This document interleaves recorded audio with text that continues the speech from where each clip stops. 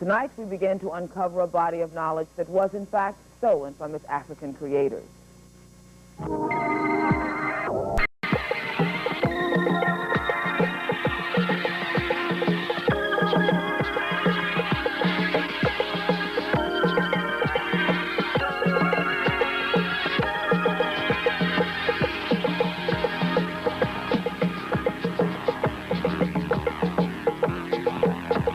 Indeed, it is a stolen legacy. This is the Bunker Hill Monument in Boston. It and the Washington Monument are structures known as obelisks. They were constructed in the early part of the 19th century to commemorate Revolutionary War heroes. Africans in an ancient land that they called Kemet were the first to construct obelisks of solid granite over 170 feet high. They were religious and scientific instruments. The obelisk could be used to determine the meridian for astronomical calculations and as an accurate shadow clock. An African-born mathematician named Eratosthenes used an obelisk in Kemet to determine the radius and circumference of the Earth. Here's how it could be done. By measuring the shadow of an obelisk of known height, the angle of the sun can be determined. Then, traveling a known distance and measuring when the sun is directly overhead, as evidenced by the absence of shadow, suggests that proportion which can be easily solved for the radius and circumference of the Earth. This milestone in history demonstrates that African technology was advanced and thorough enough to prove the Earth was round long before Columbus made his voyage. Good evening. I'm Natalie Christian. Our purpose here tonight is to begin to set the record straight about the contributions that Africans made to what we call modern civilization. As the title of our show implies, Stolen Legacy is about some of the advancements made that were in fact stolen from their African creators. We borrowed our show title from a book of the same name by George James. To help us begin to uncover this knowledge are two people who have spent a great deal of time and energy researching and gathering data on what these contributions were and their impact. My guests are Dr. Asa Hilliard, a national authority on African history, the former dean of the School of Education at San Francisco State University. Dr. Hilliard is currently the Callaway Professor of Urban Education at Georgia State University in Atlanta. He has developed many educational programs on our topic tonight. He has lectured on the subject and has taught seminars as well as published numerous articles. Also here is Samuel Matthews, a math teacher at Boston Latin School for the past 6 years. Mr. Matthews attended Rutgers University and is a graduate of the New England Conservatory of Music. He is a member of the Teaching About Africa Institute in Chicago and has lectured on the subject of African mathematics. Later on in the program, we'll be taking your phone calls so you can ask your questions of our experts, and we'll be offering a list of books that you can read to find out more about those African contributions. So stay tuned. Welcome to you both. Glad to have you here. Thank you. We need to first of all find out about Kemet. Sam, tell us, what is Kemet? Well, Kemet is the African name for what is generally known as Egypt. Kemet, from the hieroglyphics, KMT, there were no vowels in their language, means black crossroads or black village. If you go to World Book Encyclopedia, you would have that interpreted as black soil. Okay. But Kemet is what is commonly known as ancient Egypt. All right. Asa, what kind of civilization was this? I mean, we know it as Egypt, but it was not Egypt. That's another name that was given to it by another culture. Right. I think it's important to keep the chronology straight while we're talking about the title. Again, the name is Kemet, K-M-T, and in the Medidnetur, which is the name for hieroglyphic, Greek people changed the name of the writing system to hieroglyphic, but Medidnetur is the appropriate name. There's a plural determinative right by that name, and there are two little people sitting by it. So Kim is the strongest word in the Kemetic language for the word black, and when you put two people beside it, you're talking not only about the black soil, but also about the black people. This is a nation that got its beginning approximately 3,100 years before the birth of Christ, and it is a civilization that lasted intact for approximately 3,000 years. No other civilization on record has lasted that long. In other words, the cultural continuity of the nation was 3,000 years long, taking it, in fact, longer than 3,000 years because it lasted until after the time of Christ. The important thing about it, in response more directly to your question, is that it was the first of the fully developed high technical civilizations that are still on the record. Now the Kemites themselves actually referred to older civilizations further south in Africa when they turned to the south and faced what they called the Holy Land, their home. They said they came from upriver, at the source of the river, to be specific. And they talked about there being older civilization, and they were children of that civilization. But what's important is that when Kemet appears in the human record, it appears in 3100 BC with a fully developed civilization. Writing was already in place. Astronomy was already in place. They already had the 365-day year calendar and 1 quarter for the leap year and all of that. That calendar had actually been put in place around 4236 BC. So we're talking about a fully developed, high technical civilization. All right, well, let's talk about some of these technical advances. One of the things that we talked about in the piece earlier, Sam, was the mathematics and how it was used. It developed to a point that they knew that the Earth was round. What other concepts in mathematics are we talking about here? Well, it's true. You certainly wouldn't want to determine the circumference of the Earth unless you had, of course, presupposed that the Earth was round. We want to point that out. All of the mathematics that we study today has its roots in Africa. We can start off simply with counting. The very first or the oldest known artifact in mathematics is the Ashango bone. That's over 8,000 years old. It's from the Congo. That's found in Africa. If we go ahead, they had developed fractions.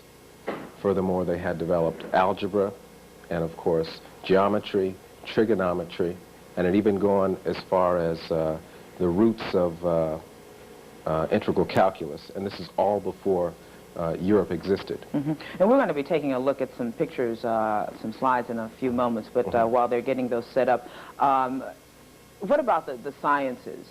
Beyond the mathematics, what other kinds of advances are we dealing with here? And Asa, you can jump right in. Well, one of the things that's interesting is to know that the upper province of Kemet was referred to as Chem. That's spelled C-H-E-M. Okay, why don't we take a look at that? We have a map of that. Go ahead, Sam. And that's the root of the word chemistry. So that's an indication to us that the sciences of the earth were first studied there in Africa. Okay. Medicine as well. Right. The ancient Kemites were known throughout the ancient world as the best of all doctors. Homer tells us that, as do many of the Greek historians. Sure. Asa, now, of course, I think a question that I have, and many people have, is how did they develop this? I mean, where did this knowledge come from? Okay, the best, and we have to speculate on this, but some things we do know is that in Kemet, you had an unparalleled opportunity to be scientists. In other words, you have land that has regular cycles that work almost like clockwork. Every year the flood came at the same time, receded at the same time. You had a clear sky. You never had clouds. You had an unparalleled opportunity to observe stars. You had the need, for example, to develop mathematics in order to be able to lay out the land again and divide it among the people after the floods had receded. You had a religious orientation in Kemet whereby the people had a respect for nature through intensive study of nature. And having done that on the same spot, in other words, these were not nomadic people, they were sedentary people who had been on that same spot for thousands of years, which again gave them the opportunity to notice certain kinds of regularities in nature. So as from what we can determine, they spent a great deal of time in botany, in observing the stars, in observing the animals and so forth. So they had tremendous technical knowledge of all of these things, and out of that technical knowledge then flow the sciences, the arts, and literature. Sure. And now some of those symbols, Sam, we have adopted in our own culture today. For example, the dollar bill. There are a number of symbols on there, and we're going to look at some pictures now, which in the Kemetic context, and how they have gone from that to what we know of today. Sam, what are we looking at here? Well, if you look at the top, that's the Eye of Horus. That's also found on the dollar bill. The scarab beetle there with wings. Yeah. That was taken for the U.S. seal as the eagle. Mm-hmm. Can we move on? Mm-hmm. All right, now here we see the differences in the, or actually the same symbols. Mm-hmm. That's right. Mm-hmm. And it's interesting as to why those symbols find themselves on the back of the dollar bill. Why those symbols? Well, that's because the history of Africa is intertwined with the history of Europe. Mm-hmm. And as late as the early 19th century, Africa was still being studied, though in secret. And this is a result of masonry. In fact, the term mason itself is a derivative of the African language, the Kemetic language, Ma, which means true, and Sin, which means brotherhood or builder. Now, those are the symbols broken down. Now, the eye... And they mean something. Well, the eye itself is actually the hieratic symbols for fractions. Mm-hmm. As I said before, they did invent fractions, and symbolically you can see there that each fraction has its own part for the eye, and they total 63 over 64. Mm-hmm. Mm-hmm. Okay.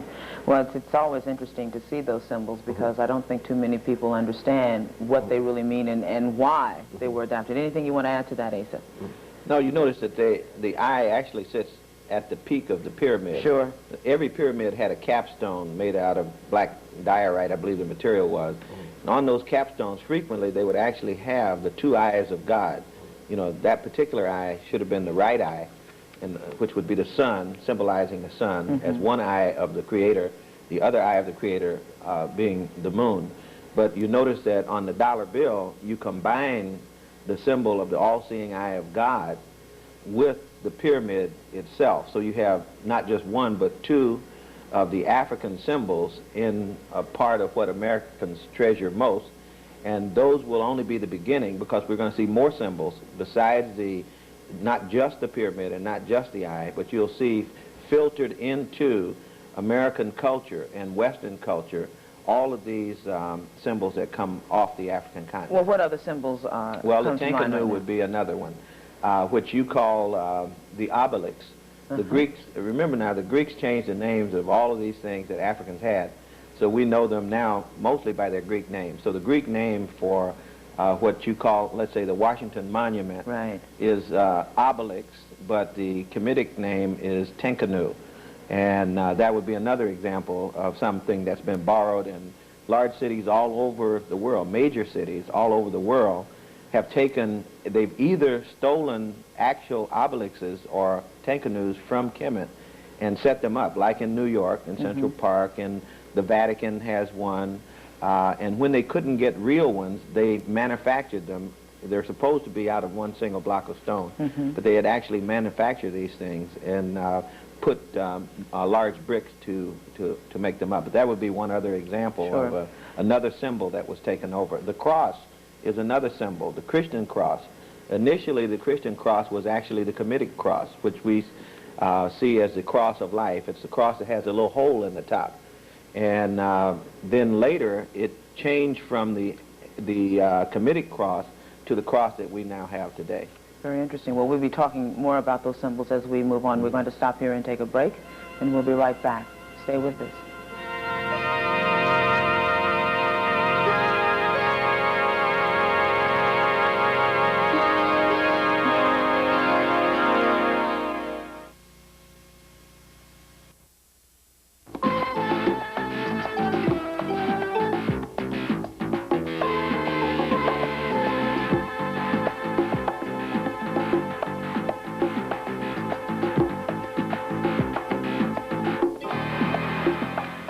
Kemet was founded by the black populations from the heart of Africa. As such, today's Afro-Americans can identify and take pride in this great civilization in the same way Europeans can look to ancient Greece or Rome. If a typical Kemetic citizen lived in our society, he would be called black or Afro-American. One sees the faces of their royalty in our contemporaries. Menes, the first king in history. Zauser, the first to construct pyramids. Queen Tai, mother of Akhenaten. Had they lived in one of our southern states before desegregation, they would have been forced to the back of the bus. If they lived during the early 1800s, they would have been slaves. This was the dilemma that confronted the West when the faces and glory of Egypt poured into Europe and America after Napoleon's campaign in 1797. What civilized people would enslave the first civilized people? The process of denying an African origin for Egypt and civilization began. Ancient writers, many of whom were eyewitnesses, concur that the Egyptians were African and were founded by the people from the interior of the African continent. They also confess that much of their own culture was African. The Parthenon, a standard of Greek architecture, is a replica of the Temple of Luxor, where many came to complete their educations. Greeks seeking knowledge and wisdom traveled far to study geometry, religion, astronomy, and Africans. The rulers of the 25th dynasty, founded in 800 BC, hailed from Nubian. They revived Kemet's classical period in 600 BC. Most notable was the construction of the smaller pyramids. Most remarkable is the fact that this technology and these people reached what are now the Americas and influenced the building of civilization here. All right, one of the main points here that we need to perhaps bring out, Asa, I'll start with you, is that this culture was in effect stolen from the Kemetics by the Greeks. The Greeks went to Kemet to study, to find out what was going on with the world. Right, well, okay, let's, again, it's really important to keep chronology together. The first Greek that we have on record is Homer, and that's approximately 850 BC, if there was such a person. Many literary critics suggest that there were many people and their writings were collected together and then given the name Homer. But be that as it may, at that point, Greek people were not actively involved in the educational system as far as going to school in Africa.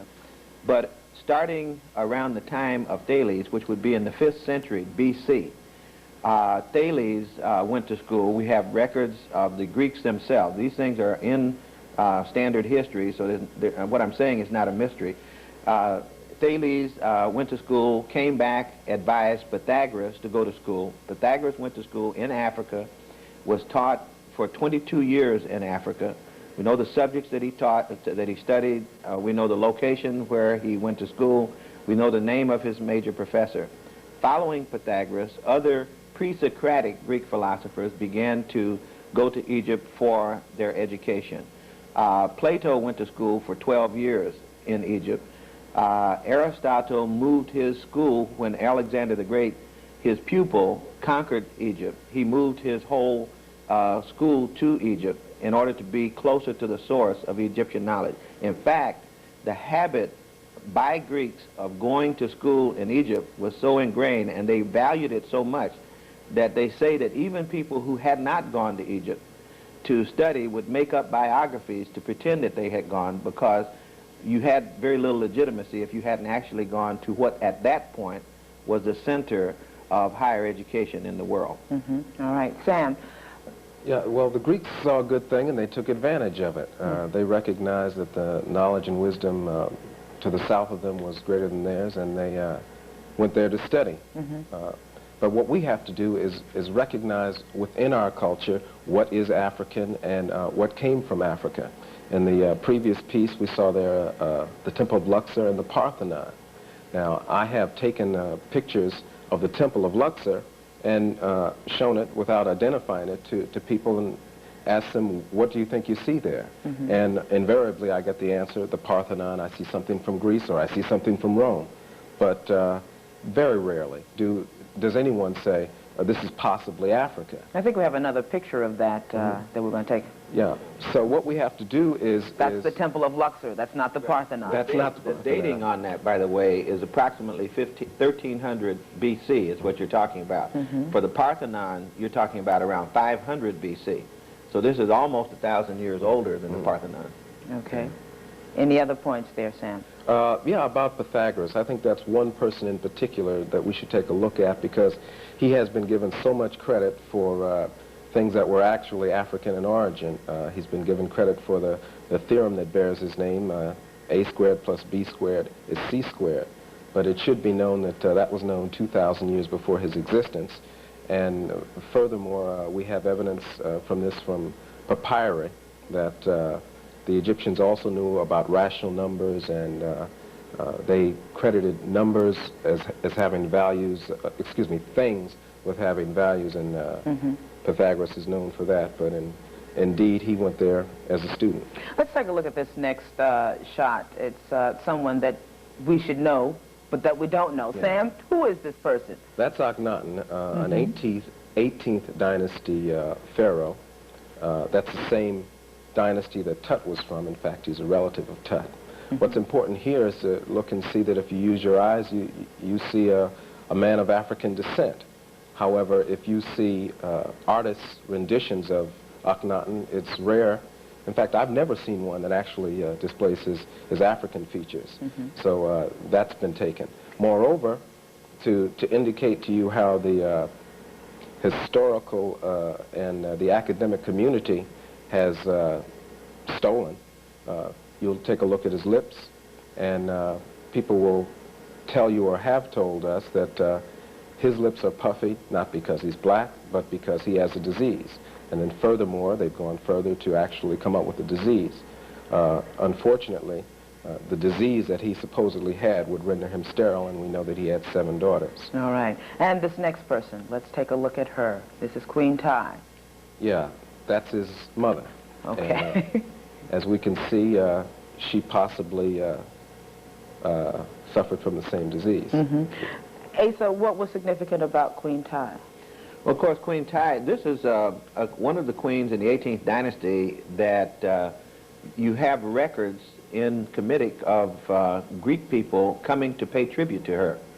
You know, in other words, there was a contact between Greece and between Kemet, as not only as early as the 18th dynasty, but in Greek legend it goes back almost to 2000 BC. But that particular woman, she is the mother of both. She is the mother of Pharaoh Akhenaten. Some people suggest she may be the mother of King Tutankhamun, or as we call her, King Tut. But she was also very special because she was not just a sit-at-home queen. It is written that she was a co-ruler with her husband, Amenhotep III, so that the two of them are pictured in some statues as sitting side by side. Usually when the pharaoh is shown, the wife may be standing behind. In the case of Ramesses, the wife is made small and even standing by his leg. But in the case of T and Amenhotep, they're seen sitting side by side of equal height, which has equal partners. Equal partners in the ruling of ancient Kemet. Well, was this unusual at that time where women did rule? Well, in Kemet you had women in ruling positions, which means that you can look in the cartouches. The cartouche contains a royal name, and only kings or queens could have their names in a cartouche. If a queen also had a Horus name, in other words, not just a royal name, but the Horus name says that you were the ruler indeed, then you would say that she ruled the country. And so there were many of the women who did, but the one that is most famous is the Queen Hatshepsut, because she was in this same 18th dynastic period as Akhenaten, and her beautiful temple is now in the Valley of the Kings. It still can be seen as one of the most magnificent buildings ever built in the world, still studied by architecture students all over the world. And that is at the request of Queen Hatshepsut of the 18th dynasty. All right. We're going to stop here and take another break, and we hope that we're bringing out some questions for you that you may have on your mind, because we will be taking your phone calls in this next segment, so stay with us. We'll be right back.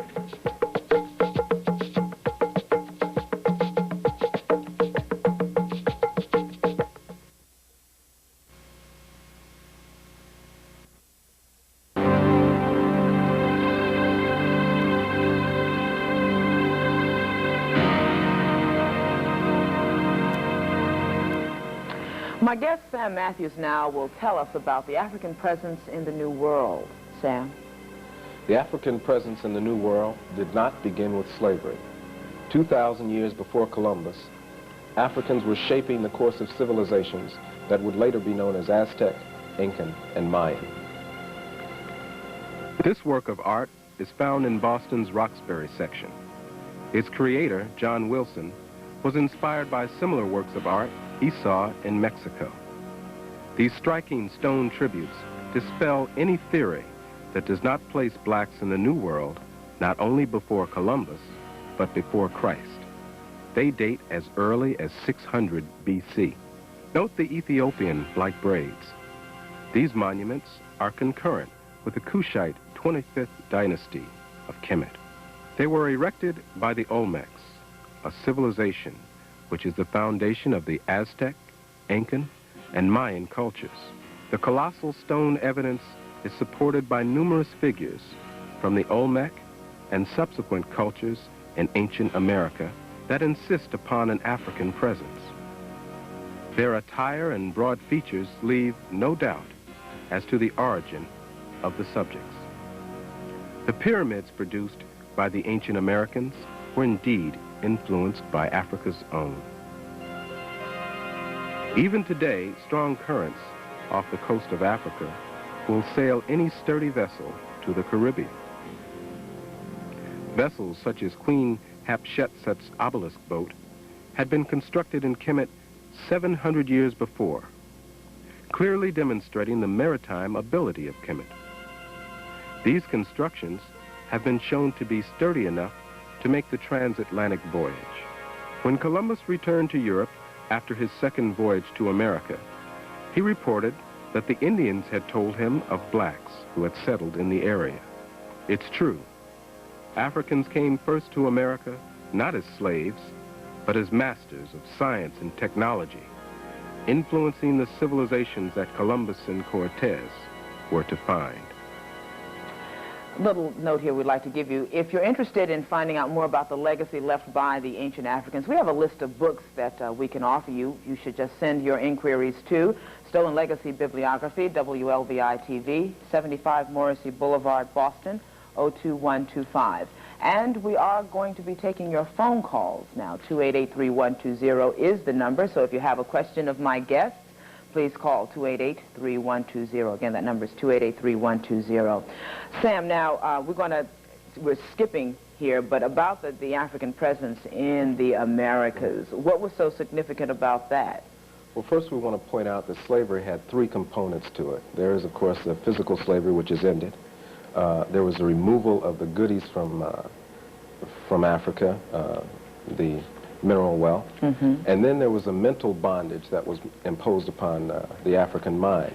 That is a cultural lobotomy of sorts that removed history and removed any value from the personage of the African. And what we're trying to do now is re-heritorize Africans. That is to show that Africans played a major role in the creation of civilization and the furthering of civilization throughout the history of mankind. Okay. You want to add to that, Asa?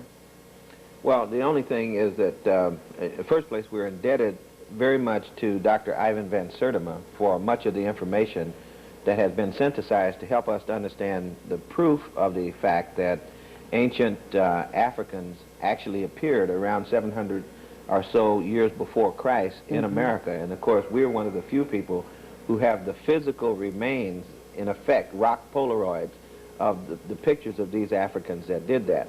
Might also add that LeGrand Clegg in Los Angeles is one of the top scholars who has helped to uncover much of this information about the African influence on the Olmec.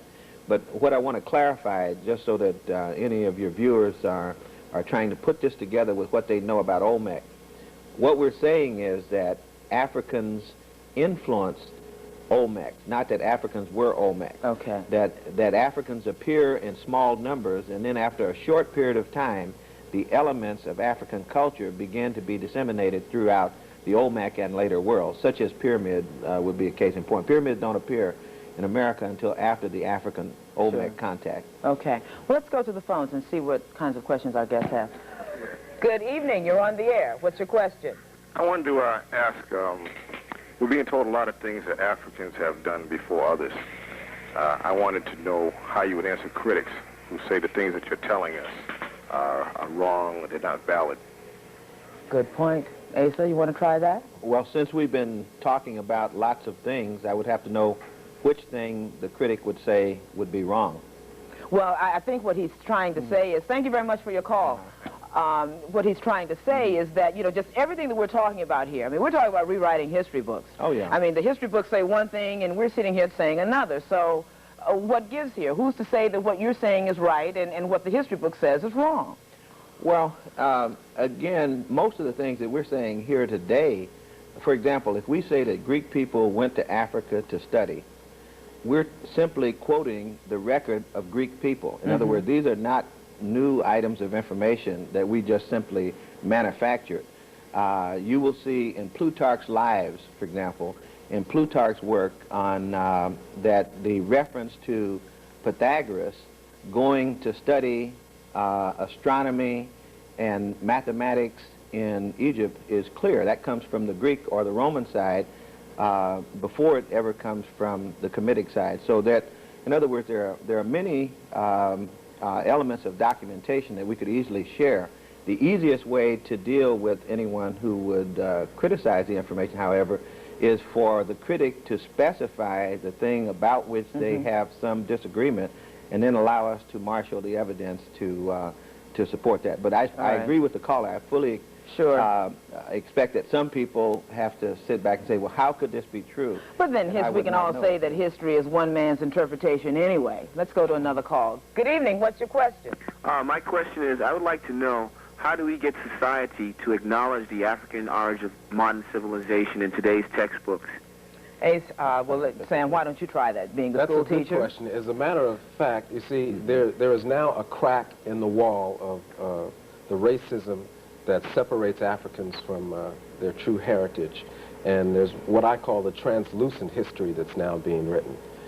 If you take a look now at a modern history book of U.S. history, you will find references to Africans, though not put in any historical context. For instance, you'll see references to Africans being with Columbus, though they won't mention that one of the pilots of one of the ships was an African. They'll say that he had Africans with him. They'll say the same thing about Cortez, and they will not tell you that these Africans were not just along for the ride, but in fact had directions along with them. Okay. Do we have another call? I think we should go to line 0, all right? Good evening. What's your question? Yes, I'd like to know if African influence extended onto the Far East. The African influence in the Far East is what he's saying. Thank you so much for your call.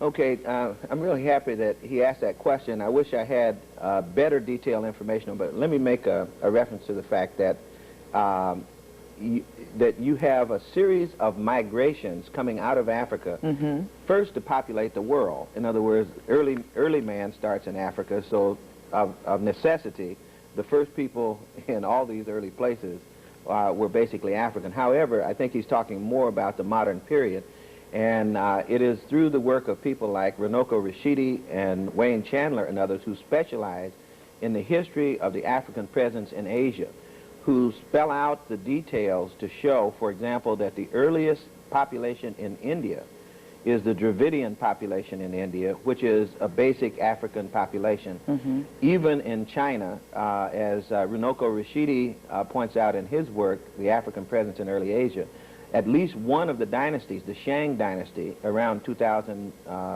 if I'm not mistaken, it's around 2000 BC, was an actual black African dynasty. In fact, they were referred to as oily black people. And so there is, throughout Asia, in the Middle East, and there are military people who have gone to places like Vietnam and who have seen some of the people in Vietnam and been shocked to find their dark color, even after years and years of separation from Well, if you write in for the bibliography, we do have a book on that list that talks about the African influence in Asia. Let's go to another call. Good evening. What's your question? Hi, I'd like to know if Egyptians were of black African influence, why aren't they portrayed in most Egyptian art that I've seen with black skin or dark skin? Oh, thank you. Let me handle that. Hey, so you want to handle that? Okay, Thank you so much for your call. Yeah, I really want to thank him for that. You have to realize that most Egyptian art that is sent to us, we see out of chronological order. For example, if you go to the British Museum, you will see the museum is set up so that you see mostly Greco-Roman material, but it's side by side, let's say, with an 18th dynasty piece. If you really want to see the black origin of Egypt, you will look first at the mummies, the actual royal mummies. Look at all the royal mummies of the 18th dynasty, for example. Every one we have is not only dark, but black, very black. If you look at the artwork, we showed some of the artwork in the earlier segments. You saw the picture of the Sphinx from the side view, totally black. You saw Pharaoh Senwosret or Usertsen, totally black. In other words, if you do Old Kingdom first, and if you do kings and queens, then do Middle Kingdom, then do 18th dynasty, and then after that come to the Greco-Roman dynasty, which is in the classical period, you will see that it goes from black to the time of the Greco-Romans when you see royal kings like Alexander the Great, who is white. Sure. Has nothing to do with disease or anything else. Let's go to another call. Good evening. You're on the air. Yes. Good afternoon. Good evening. I agree with them, and of course, Professor Joseph Jonkanen in New York City agree with them. Do they believe that Freemasonry started in Africa? Which of you want to tackle that? You want to try that, Sam? Maybe Asa can finish it off. Yeah. Thank you for the call. First off, as I've said, the term itself, Mason, is an African one. The problem that exists is that the mystery system that Freemasonry developed out of had to be suppressed at one point during European history, and the participants had to go underground. Okay.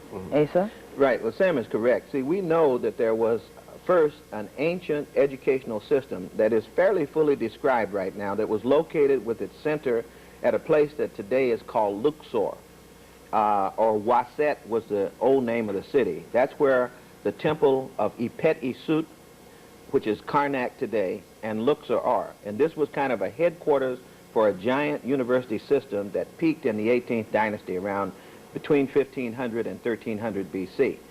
That system was the system that Greek people encountered operating at the time that they became acquainted with Africa. They were very much impressed by that system. And within a short period of time, they entered that system and adopted its tenets and especially its religion, which meant you had to adopt its educational system too.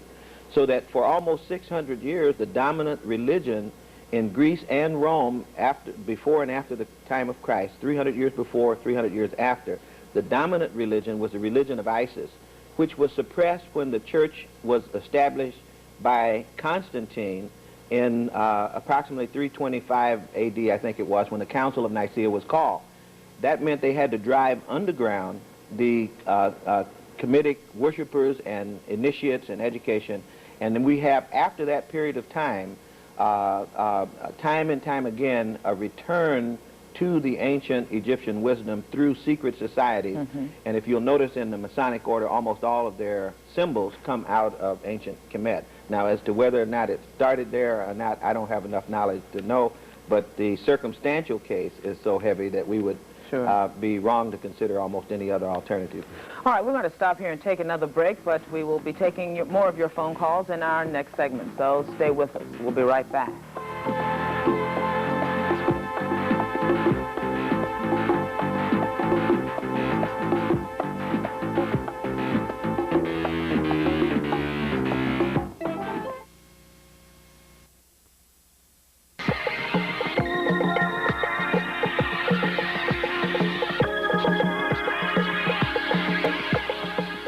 Let's go back to the phones.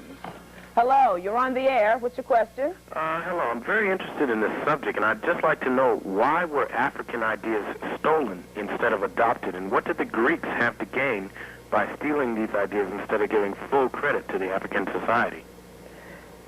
What did they have to gain, Well, some Greeks did give full credit to the African society. It was there were people who later on, for example, when I think of the stolen legacy, I don't think so much of the Greeks per se as I think of people who came along later. For example, Professor Martin Banal has done a book called Black Athena. It's published by Rutgers Press. It's a brand new book, meticulously documented by the grandson of one of the great Egyptologists. And in that, he locates a particular university, Göttingen University in Germany, approximately the late 1700s, that started a process of changing the story that the Greeks used to tell about where they went to school. So Greeks readily and freely acknowledged that they went to school in Africa. It was later, really in the last couple hundred years or so, that we've had that story changed, and that was changed for reasons that we can only speculate about. Sure. All right. Sam? Yeah, let me add just one thing to that. A good, for instance, in what Asa's just said is the fact that they've even gone as far as to come up with another disease, Egyptomania. And those were the people who were ancient Greeks who had this fantasy that their ancient ancestors were Egyptian. So this was all created in the 19th and 20th century. Let's take another call. Good evening. You're on the air. What's your question? Yes, my question is concerning genetics, and if, in fact, it is possible, as I've heard. Can you speak up, please? We can hardly hear you. Okay, yes, my question is concerning genetics, and if, in fact, it's possible for a black man to be original man, and from him, the brown man, red man, yellow man, and white man are descendants. In 25 words or less. This is getting into another whole era. Thank you so much for your call, sir.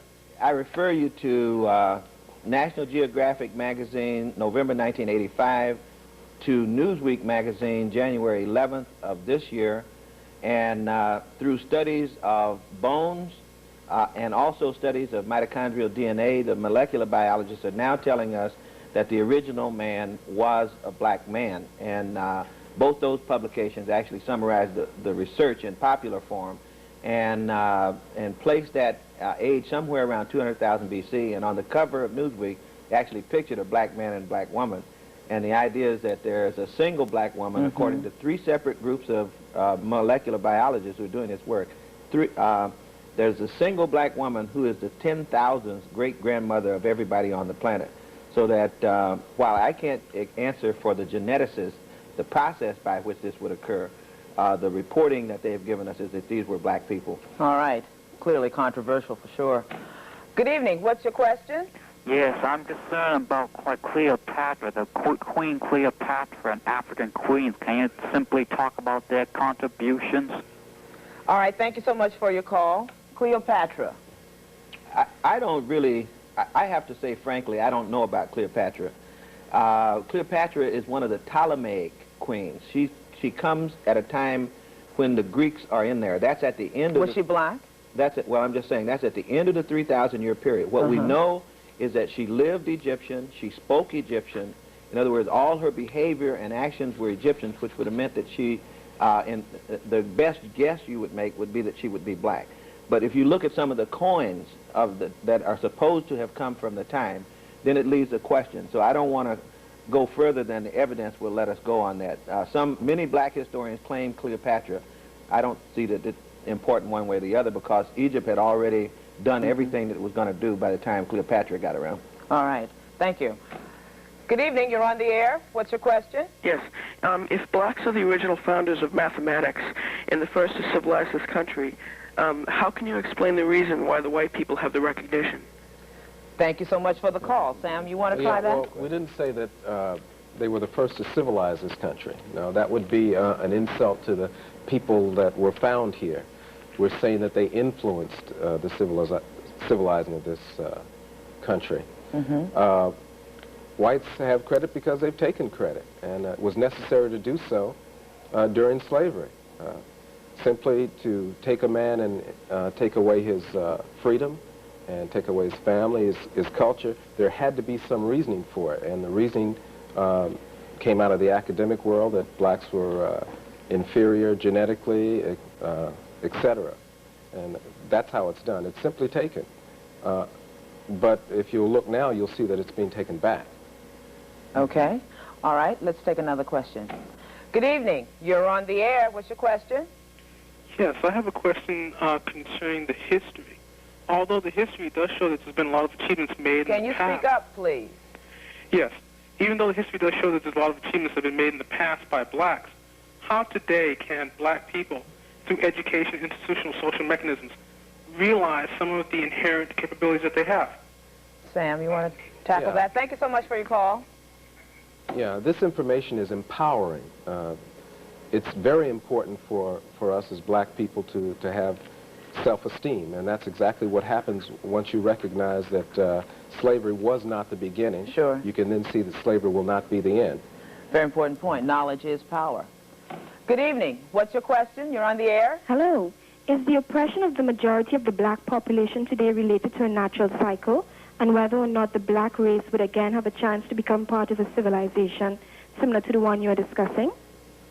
Asa, can you handle that? Thank you so much for your call. It's a part of a culture. It's a part of a cultural cycle. I don't believe that it's God's plan that black people be on the bottom.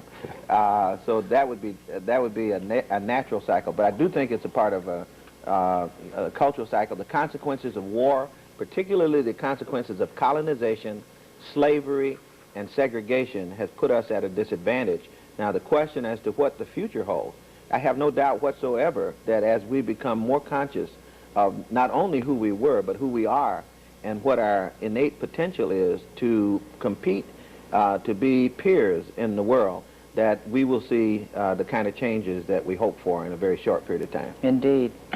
Good evening. You're on the air. What's your question? Yes, I would like to know if, in fact, it was Carthage and not Greece that was the father of democracy.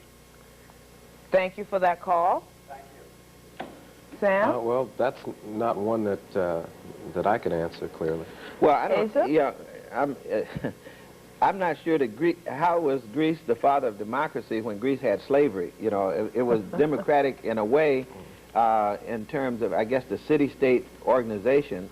But I don't know enough about Carthaginian written records to see that in Carthage that you have the antecedents of Greek. It could be that you would have that in Carthage.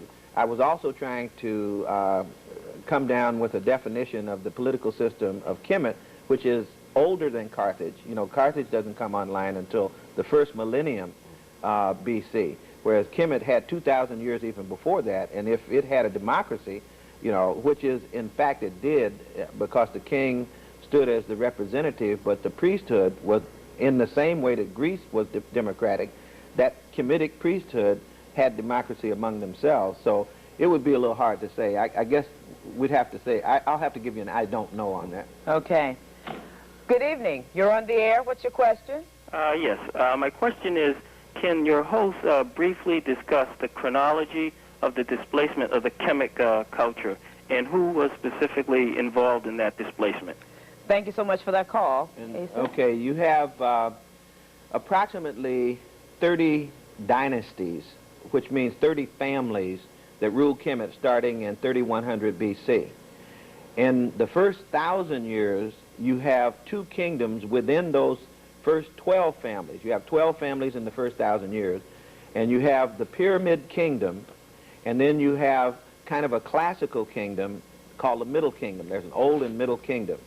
And that means that the Kemites had it all by themselves for 1,000 years before you get an invasion from Asia of a group of people called Hyksos. The Hyksos stay in power from around 1750 BC to maybe 100, 150 years, and they left almost nothing behind. And then you get this grand golden age of the 18th family or dynasty, which is called 18th and 19th family dynasty, called the New Kingdom. And after that kingdom, you have a breakdown, and then you get a return to classical Kemetic civilization in the 25th dynasty around 750 BC. Notice that all the four kingdoms are southern-led native kingdoms. And then after that, it's after the 25th dynasty, as Dr. John Clark at Hunter College in New York is fond of saying, that was Kemet's last walk in the sun politically. You know, that was the last time that the native people of Kemet controlled their own political structure. Okay. Good evening. You're on the air. What's your question? Hello, my question was in regards to the pyramids, which is, in my mind, the greatest Egyptian architectural feat. How do your people feel there about that the pyramids were actually copied from the Sumerian ziggurats? Thank you so much for the question. Sam, you want to tackle that? Well, they're older. They're older, and what do we have left of the ziggurats? They're just shapeless clay mounds at this point. In fact, the ziggurats have to be reconstructed by artists' conception. So, if anything, one would want to look the other way and see that... Where are these, the ziggurats? It's talking about Mesopotamia. Mesopotamia. You see, Mesopotamia is given credit as the cradle of civilization to direct you away from the middle of Africa, which is really the cradle of civilization. I see. All right, Asa? Right. If you look at the date for the pyramid, again, I think Sam's point is very well taken. The stones that we're talking about are still standing. The first pyramid, which is a ziggurat, which is the step pyramid, not the true pyramid, was the model upon which other kinds of pyramids developed. Now, the issue is really the dating of Sumer, Elam, and Babylon, and so forth. And we know that Babylon really never appears until approximately 2100 BC, about 1,000 years after Kemet starts. The argument is about when was Elam and Sumer, and not only that, what was the nature of Elam and Sumer, which preceded Babylon, whether these were really anything more than city-states or whether they were nations in the sense that Egypt was. But clearly, if that kind of technology had developed to the level that it had developed in Kemet, then we would expect to have seen a great deal more remaining from it, and maybe someone would have an explanation for it. Much of the dating, however, seems to me to be pure guesswork. All right. Good evening. What is your question? You're on the air. Yes, ma'am. This is... Can you speak up, please? Yes, ma'am. This is from the book They Came Before Columbus. I would like to know the presence of a white god that they speak about that came before the Aztec and the Mayan people. Was that person, in fact, an African? Thank you for that call. Who wants to tackle that? Sam? I'll tell you briefly about the kingdom of Mali, which existed in the 14th century, and there was a king there, Abu Bakr II. And in 1311, he took sail off of the west coast of Africa, and he did actually reach the New World. And that's the God that he's referring to. Well, again, he's referring to the fact that the Indians said something about a white god. Now, I can't answer it, but I remember, I can't give him the technical answer to the question, but I do remember a discussion about whether they meant white in the sense of race or whether they meant white in some other sense. And so I think that it would be important to go back to Van Sertima and ask him the answer to that question, but I'm not sure that it necessarily means that they meant a white person. Okay. And if one considers Abu Bakr in white robe appearing, he might be considered white. All right, let's take one last call here. Good evening. What's your question? Yes, I had a question of, I'm reading a book now, it's the architectural history, supposedly. Werner Keller is the author. Now, he states that from 1730 to 1580 BC, it had been taken.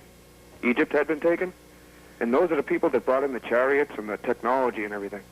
I'd just like to find out about it, if they've improved it since the book was written, or... Okay, thank you for that call. Okay, his date is correct, and he's referring to the invasion from Asia of the Hyksos, and he is correct about the chariot and horse. However, in terms of it becoming a major part of Egyptian culture, it does become a major part of Egyptian culture, but to say that the technology appears at the time that the chariot and the horse appear is totally false, because how would you explain the pyramids, which appear 1,000 years before the horse and the chariot come in from Asia?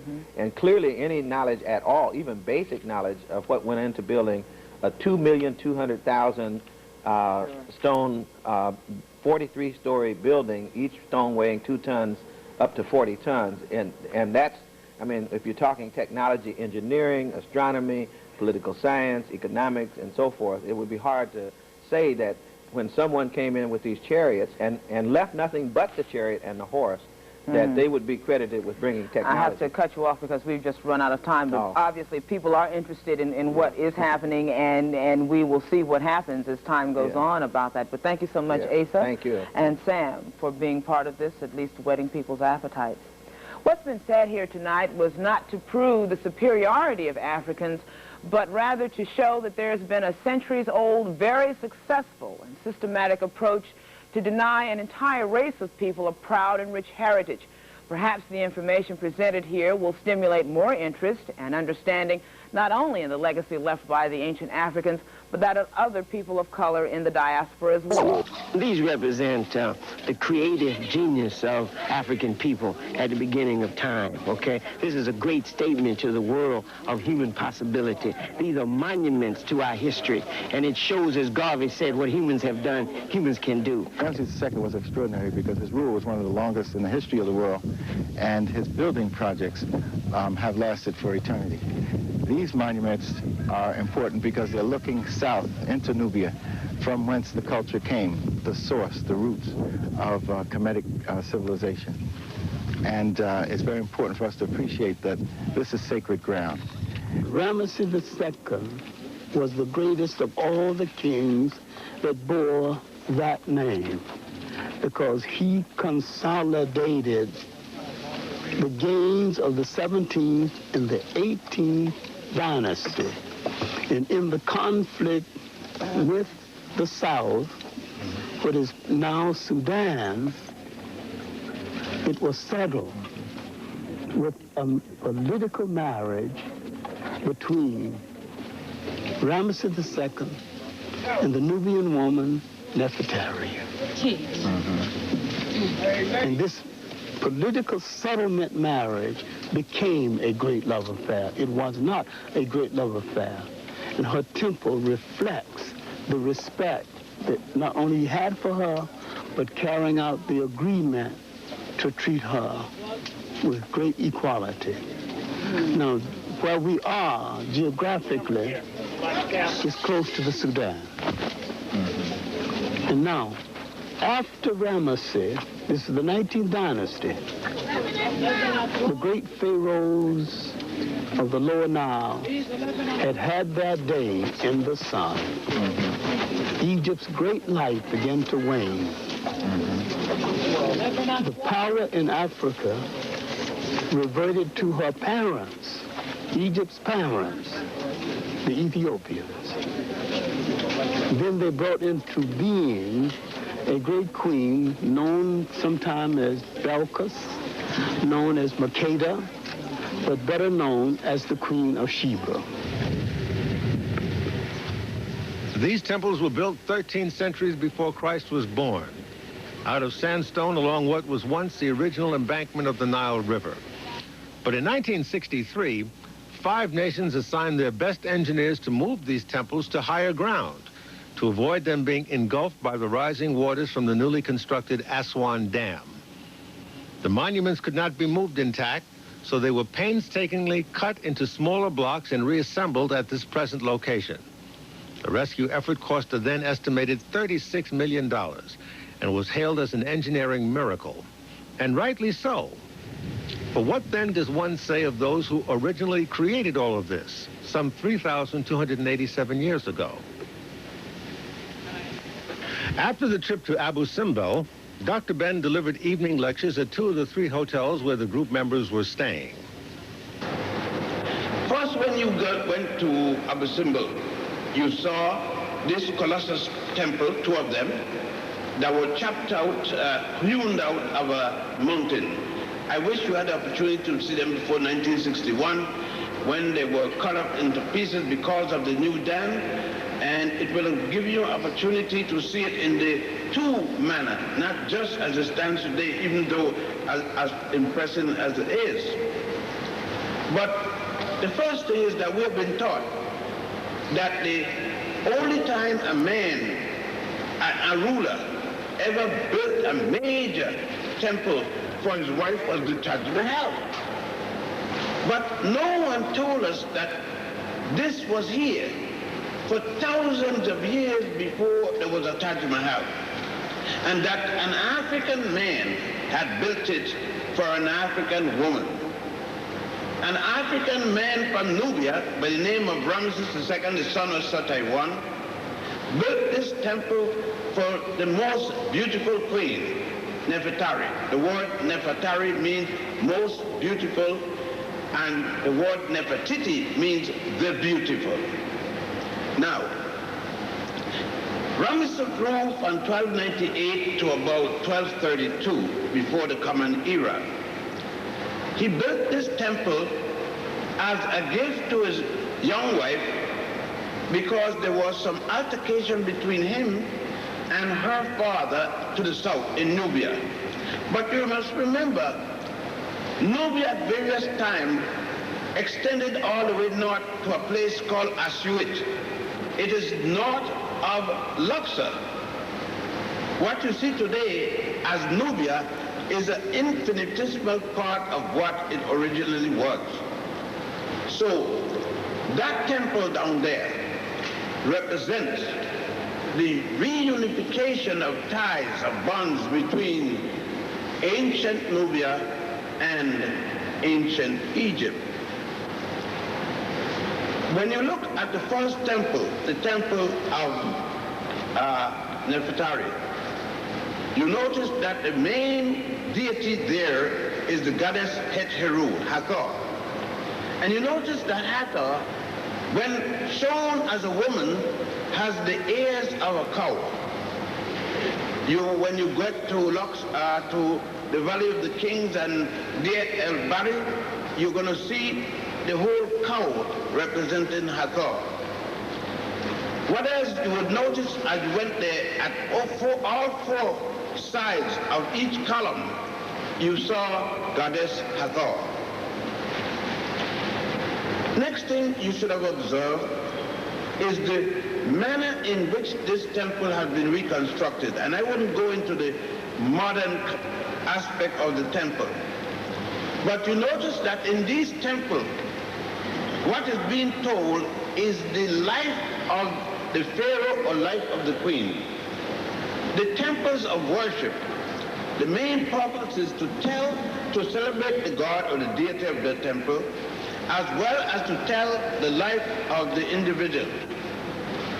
When you move over to the temple of Ramses II himself, you notice the four major figures in the front.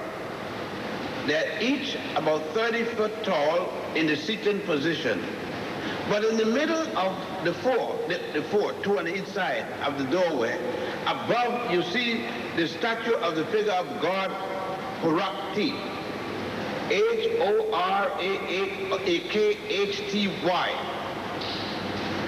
Ra Horakti. Horus in the form of Ra. And above that, there are some monkeys, the baboons, the sacred monkeys, the sacred baboons, each representing a time or the day. And these baboons, being the sacred baboons, you notice 13 of them, symbolic of the extra day and year which they used to have in the ancient calendar of Egypt. It was 13 months to the year, 12 months of 30 days, and 1 month of 5 days. But when you start to go into the temple, on each side of the temple tells us something specific about the kind of teaching that we receive. That is, in the entrance to the temple, where you have the buttress, you notice on one side, the captives, the people who are captured and chained, on one side they have long features. On the upper side, they have a feather in the hair. The funny thing is, in your school book, the ones on the right side as you're going in is called Semitic captives of war, belonging to Ramses II. On the opposite side, the only thing has changed is the features. They look more like you. But the textbook says, captured slaves of Pharaoh Ramesses. But then if you don't look at the features of Ramesses himself, and the one they call the captured slaves, and ask what's the difference and why one is a slave under the same condition as the other one who is a captured what? Enemy, a captured. All right. You have to do some thinking from then on.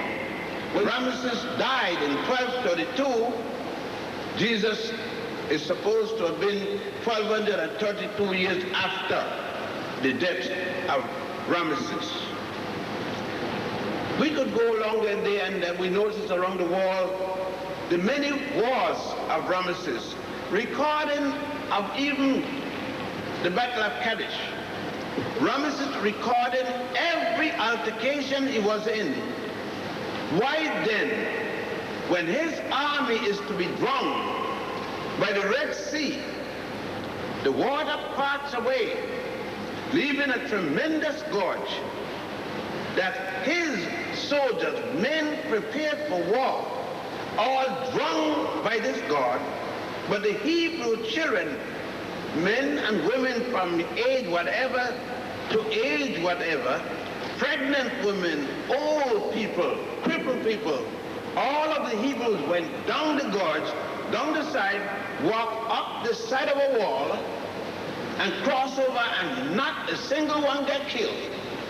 I just finished reading a paper from the Washington Post in April, showing what this noted world scholar now they start to question and said there was no such thing as the Exodus. It was in fact just a folklore. 40 years ago, Philip Fritz began a tradition. From history for all the way back there. We living in 1987. Well, what do you need a money for? You living now? Get rid of it, you dumb born. No. You see, you got to put the thing, that's what I've been telling you. You can't just read it. You got to, you know what they say, and analyze it with what you're doing and what your belief system is, and know how you got robbed. That's why you're here. I didn't bring you here just to give you a long airline trip. You know, and diarrhea.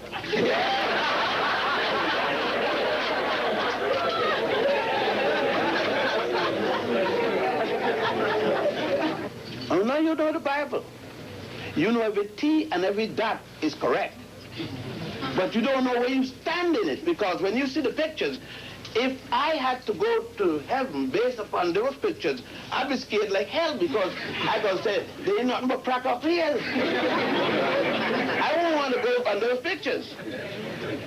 But when you understand that is a black woman that the Bible is speaking about, that Abraham is going to deny worshiping Goddess Hathor, yourself,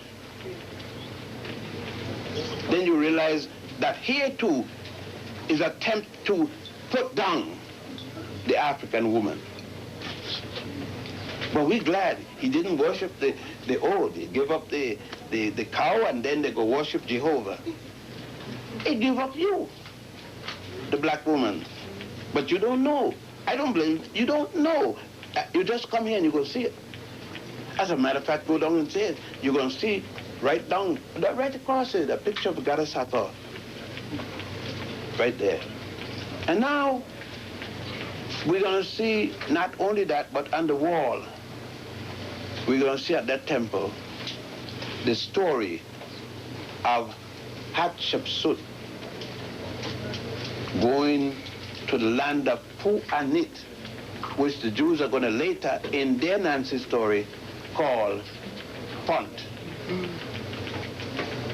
It will be the story of when the world went to an end, because a fellow named Noah is going to take his little family, put them in a boat, 90 cubits. A cubit is 3 feet, 90 times 3. If my math isn't bad, 3 times 0 is 0, 3 times 9 is 27. 270 feet long. Do you know, this is about 100 feet, 270 feet, twice this building plus 3/4. Now let's say how big that boat is. And they're going to put two of everything. The sense of being a part of something of historic importance was building. By now, the excitement level was high in Aswan. We all had a sense of being a part of something of historic importance taking place in a setting of great historic importance. The emotional content of it all was perhaps best embodied in what this young man revealed to me. What's your name? Omar Nobles. Omar. How old are you? 17. 17? Where are you in school? I just graduated from Climbers High School in Oakland, California. Oh, really? What are you doing out here? This was a graduation present for my parents. A graduation? That's kind of unusual, isn't it? Well, no. My parents believe in to pass on the legacy to the family, I guess. So basically, they came back to Kemet about maybe 10 years ago and felt that this was something that they had to pass on through me and through my 3 sisters. So basically, as each of us graduate, we will be given a portfolio with a message from my parents. A portfolio? Is this it here? Yes. What page is it blank? It's a diary for me to journalize. Uh-huh. What was your reaction when your father gave you this ticket? I was shocked and nervous and worried, and I mean, all these emotions hit me at one time. It was kind of stunning. Apprehensive too? Were you somewhat resistant? No, I've seen pictures and slides and heard about Dr. Ben and his works in ancient Egyptian studies. So basically, that part excited me because I was kind of curious in the meeting this man for myself. There's a saying that youngsters know it all. They got it all figured out. This thing called life. Were you part of that cadre? In some ways. In terms of, parental advice, in terms of hourly going out and, oh, Mom, I should be home by such and such. Well, that's kind of late. Oh, Mom, I can handle myself in the streets. I'm not worried about these people, but you always have to be a little bit comprehensive anyway. Your father wrote something on the end page here, the inside of the cover. Did you read that? It says, Dear Omar, your mother and I thought that this trip to Kemet would be the best graduation present we could give you. We wanted to give you the gift of visiting in person, seeing with your own eyes, and knowing for yourself the greatness that belongs to you and our people. The significance of your graduation is that it marks the time that you personally start to make your own mark in history. There is nothing that you can't do or become as long as you believe in yourself, your family, your race, and your God. Look at what we, black people, did. Know what we can do and decide what you will become. You belong to greatness. African blessings and love. Your parents, Wade and Vera Nobles, Ptah Hotep, 6/29/87. What does that mean to you? That my parents are probably the best parents ever in the world. My father's, I don't know, it's like he sees all these things ahead of me that I really didn't pay much attention to. And he knows more about my greatness than I did for myself. And after being in the black land, I was starting to see for myself that it's about time I get on the road and do for myself. Do you think there are any limits to what you can do or be? After seeing the pyramids and Ramses too, there is no limit to anything. Ahead of us was the ASCAC conference, where some of the leading American historians of African descent would lecture. And there were those awesome temples and monuments waiting to reveal to us their ancient bond with each of us, as you will see in the next hour in our 3-part series called Return to the Nile Valley.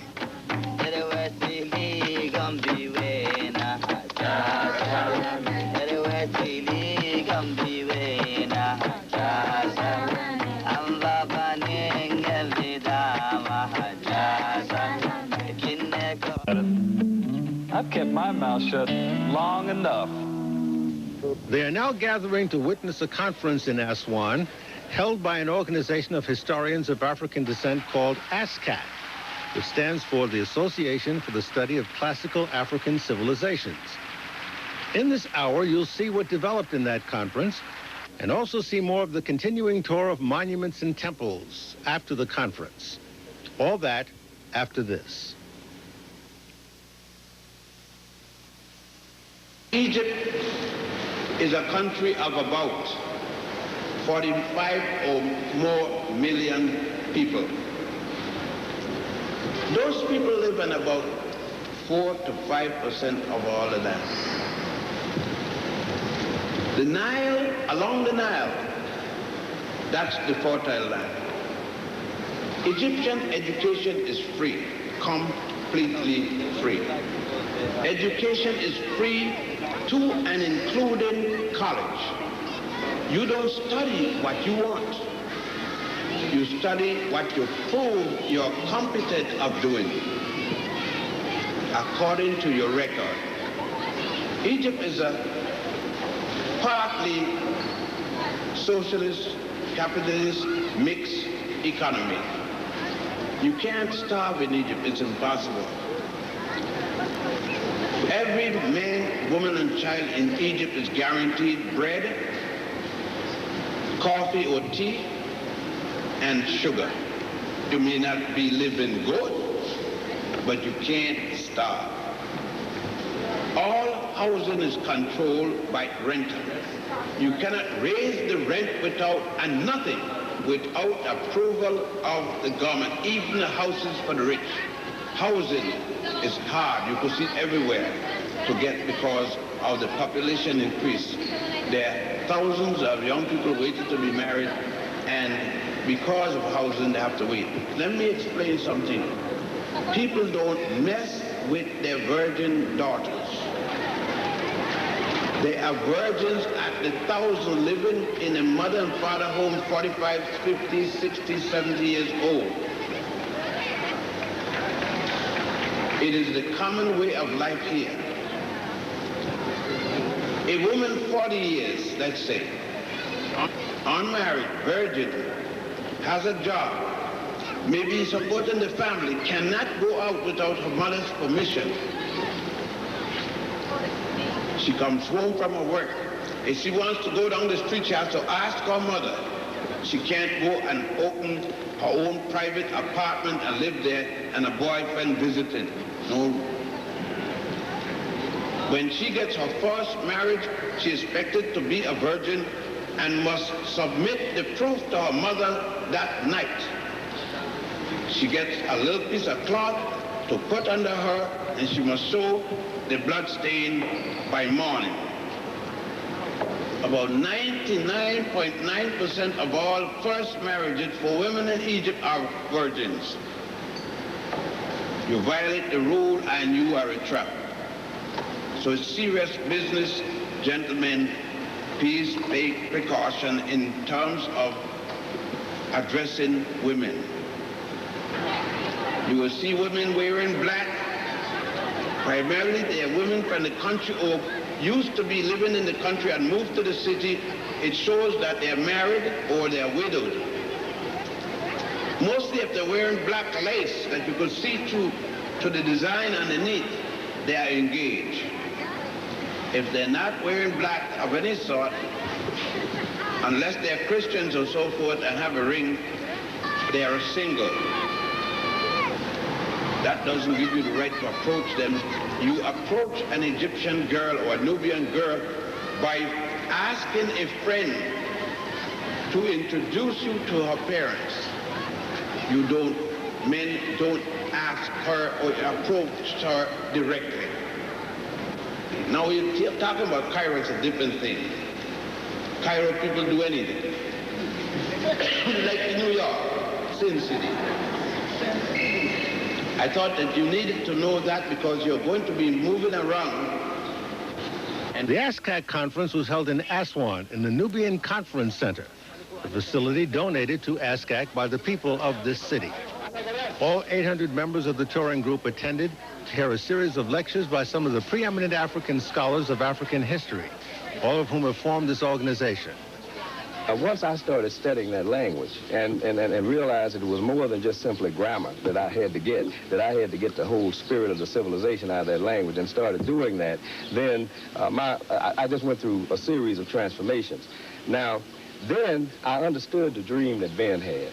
That is the dream that we had to really make this Nile Valley flourish again. Then I understood the dream that going back to the 19th century, Martin Delaney had about the ancient Nile Valley civilization and so forth and so on. And so I started dreaming that dream, you know, on my own in a certain way, and saying that, you know, it would be great if we could really pull an association of all of the African scholars and all of the African people who can be led to believe this way into an association, cutting across disciplines and so forth and so on, and really move in that direction.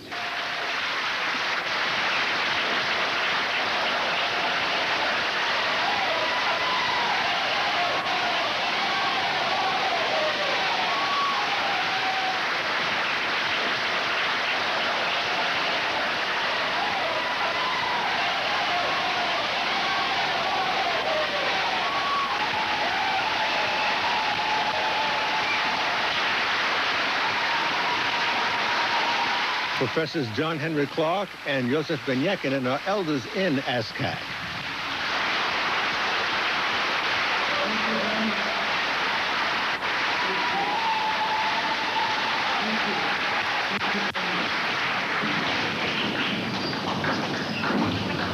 Brothers and sisters, we have come to this sacred place, this sacred land, made sacred by the history that unfolds here with the help of our ancestors. We must remember that here on the Nile Valley, in both the upper and the lower part of this valley, we produced a great civilization that was a composite civilization, a civilization that was a mixture of many African civilizations and not just the civilization of the Lower Nile alone. We produced that civilization in full before the first invader, before the first European war eschewed, lived in a house that had a window.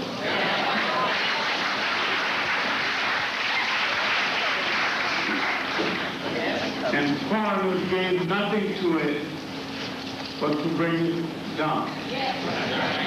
While this was the first and the best known of the great river civilizations of Africa, it was not the only river civilization of Africa. It is the best known. It is the best known because it inherited the best talent in the African world as technicians and as builders. We must remember that we are not here for a vacation.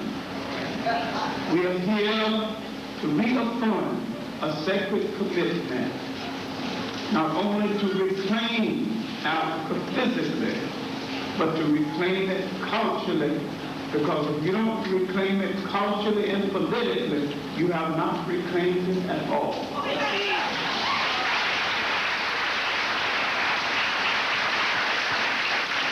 With this said, I am pleased to announce that this 4th annual conference of the Society for the Study of Classical African Civilization is over.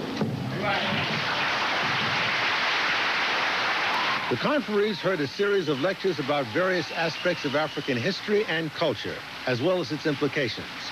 These presentations were made during a 3-day period. It's been about 10 years since I first met Dr. John Henry Clark and Dr. Ben-Jekinen at a time which I gave my first lecture on melanin in a large public setting at the State of the Race Conference held in Los Angeles in 1977. So 10 years is indeed a circle of time to have passed, and I too would ask the great brother if I have permission to speak.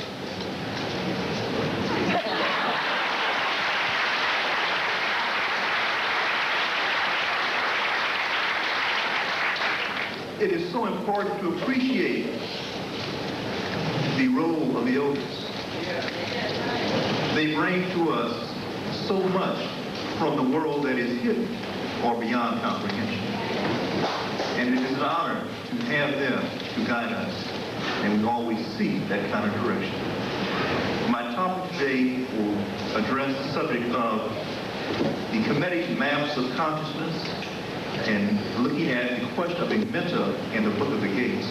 Let me kind of begin with an overview and say that in some books, they begin with an opening saying that in the beginning there was darkness, or if you will, blackness, and from that came light. That does not mean that dark is dirty. That does not mean that dark is chaos, meaning of just disarray and anarchy. Rather, it raises the question that was presented to Dr. Benjamin yesterday, that darkness is the womb of life. It is a doorway through which things come from which are beyond material comprehension. And then it takes on a material presence that is more, quote, gross or coarse in manner, if you will, solid, liquid, and gaseous. But that blackness is indeed the birthplace through which light passes as it takes on material presence. We now see, and our records tell us that our African people, especially Kemetic civilization, said that in the south there were two great lakes.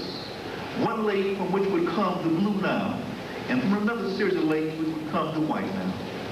And these two great lakes of Tanana, which are described in the book of Coming Forth by Day, are indeed the Holy Land. It is from this holy place that the Africans, or what we call the human forms, took on presence. It is from this place that a people who then later developed the left pillar, right pillar, cortical hemispheres, we call the Twa people, or the Anu people, who would develop from an earlier group, and then in excess of 1 million years ago, move out and populate the entire planet over 1 million years ago. All of them being Africans. We are African Americans. Now, some people have real arguments with that. I don't want to get into the argument. I understand the claims, both sides of it, so that's cool. But for the sake of argument, let's just suggest that we are African Americans. And if you don't believe that you got a lot of American in you, check you out as opposed to your brothers and sisters over here. Check out the kind of disrespect we show to each other over here. Check out the kind of imitations of Europeans that we do inadvertently. Look at the kind of reliance on certain kinds of lifestyles and certain expectations that have come about by virtue of our enslavement. Let's understand that 400 years of that experience have made us Americans. Not Euro-Americans, but African-Americans. We are still Africans, but we have a tribal experience that must be taken into account, because it is the slave and the American reality that's causing us all our problems. If we were just Americans or just Africans, we wouldn't have any problems. If we were only African people, then there wouldn't be the ability to appreciate African scholarship. If we were only Africans without a very thick disease of Americanism and American experience running through our lives and experiences, we wouldn't be involved in the destruction of each other as males and females and walking away from our children. Come to the Nile, to the black land, kiss the soil of the ancestors where they have kept homage to those who know the secrets of ancient Kemet, those who know to rise. We invite you in ASCAC to rise to your heights, the highestness of your resurrection. It's not something that will just start now, but it's a progression. It's a journey. The journey means the boats that you see in the artwork that continues to move and to travel.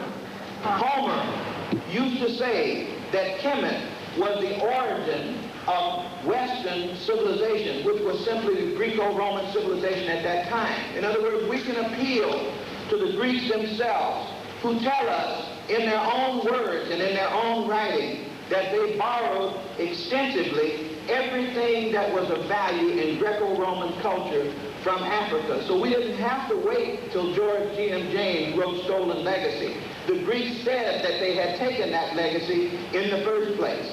Plato argued that there was a genetic relationship between Greece and Kemet in the heroic age, during the age of the Greek and the Greek heroes, and even before the age of the Roman heroes, and modeled much of his own work in the Republic and in other writings after the institutions of Kemet. So, for example, the guardians in the Republic bear a remarkable resemblance to the Kemetic priests. The academy that Plato talks about looks exactly like the temple school in the Kemetic Valley. At the end of the second day of the conference, the audience was treated to a performance called Queens of the Nile Now, which you'll see in just a moment. What became of the black people of Sumer? The traveler asked the old man.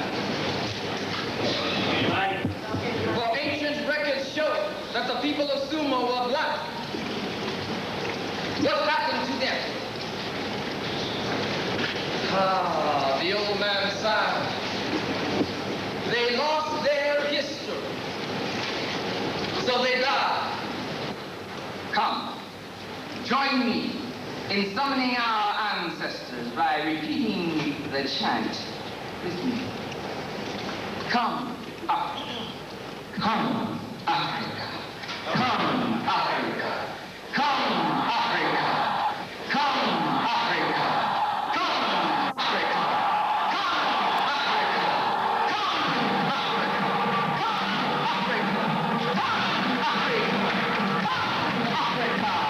The producer, the writer, and the designer of these magnificent costumes, my queen and wife, Miss Ingrid Thomas Anderson. Please do our hand. Queen of the North.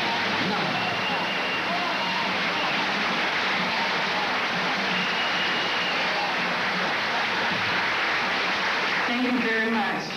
It has certainly been our pleasure and honor to bring Queens of the Nile here to the Nile to present to the ASCAC members. All of these sisters that you see today, this is the first time they've ever performed it. Most of them.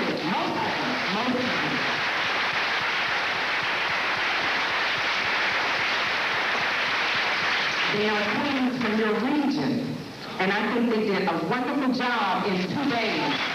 I said 2 days, is that all they did for 2 days?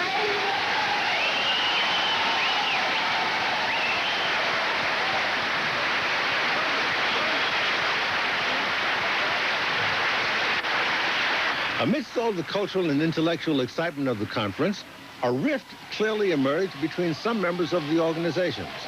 Two of the elders, Professors Clark and Ben, were plainly at odds with at least one of the high-ranking officers, namely Dr. Maulana Karenga. Dr. Karenga is a professor at the University of California and was once known as Ron Karenga back in the 1960s. What it says to us is that we are the fathers and mothers of human civilization, that we introduce the basic discipline of human knowledge, and we who are the fathers and mothers of human civilization have no business playing the cultured children of the world. What this does is offer a paradigm or a model of African possibility. As Garvey said, what humans have done, humans can do. So by watching this, by seeing this, by examining this, we have a model of human, i.e. African possibility.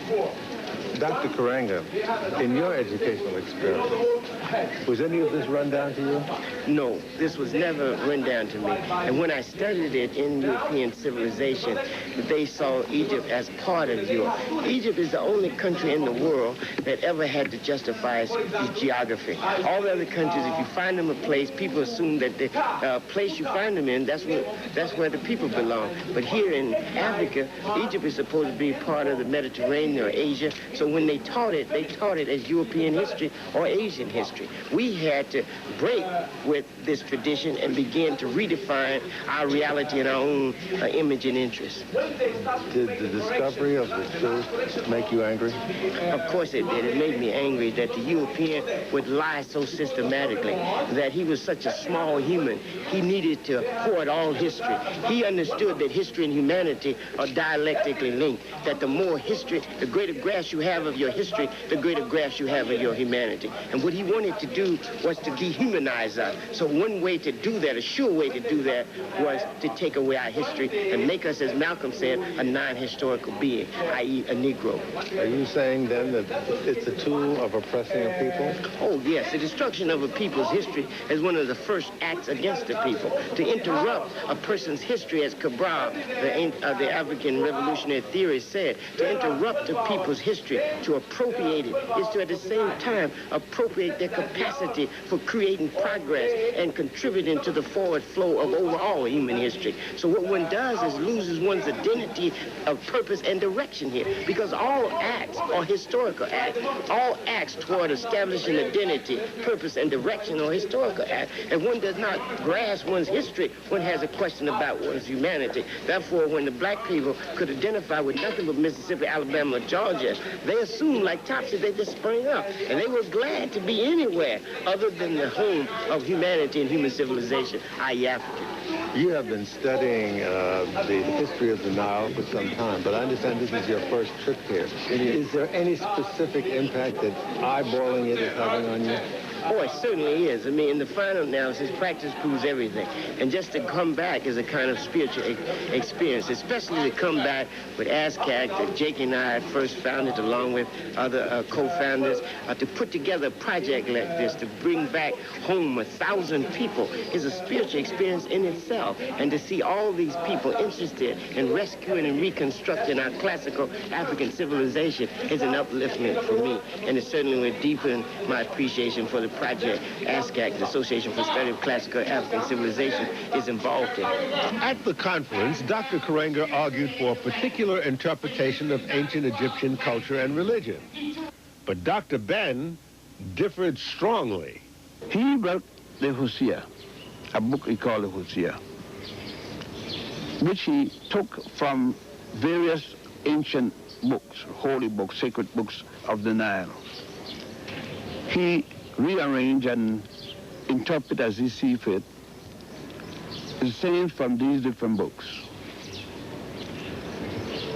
He wanted me to endorse it. I let him know I can't endorse it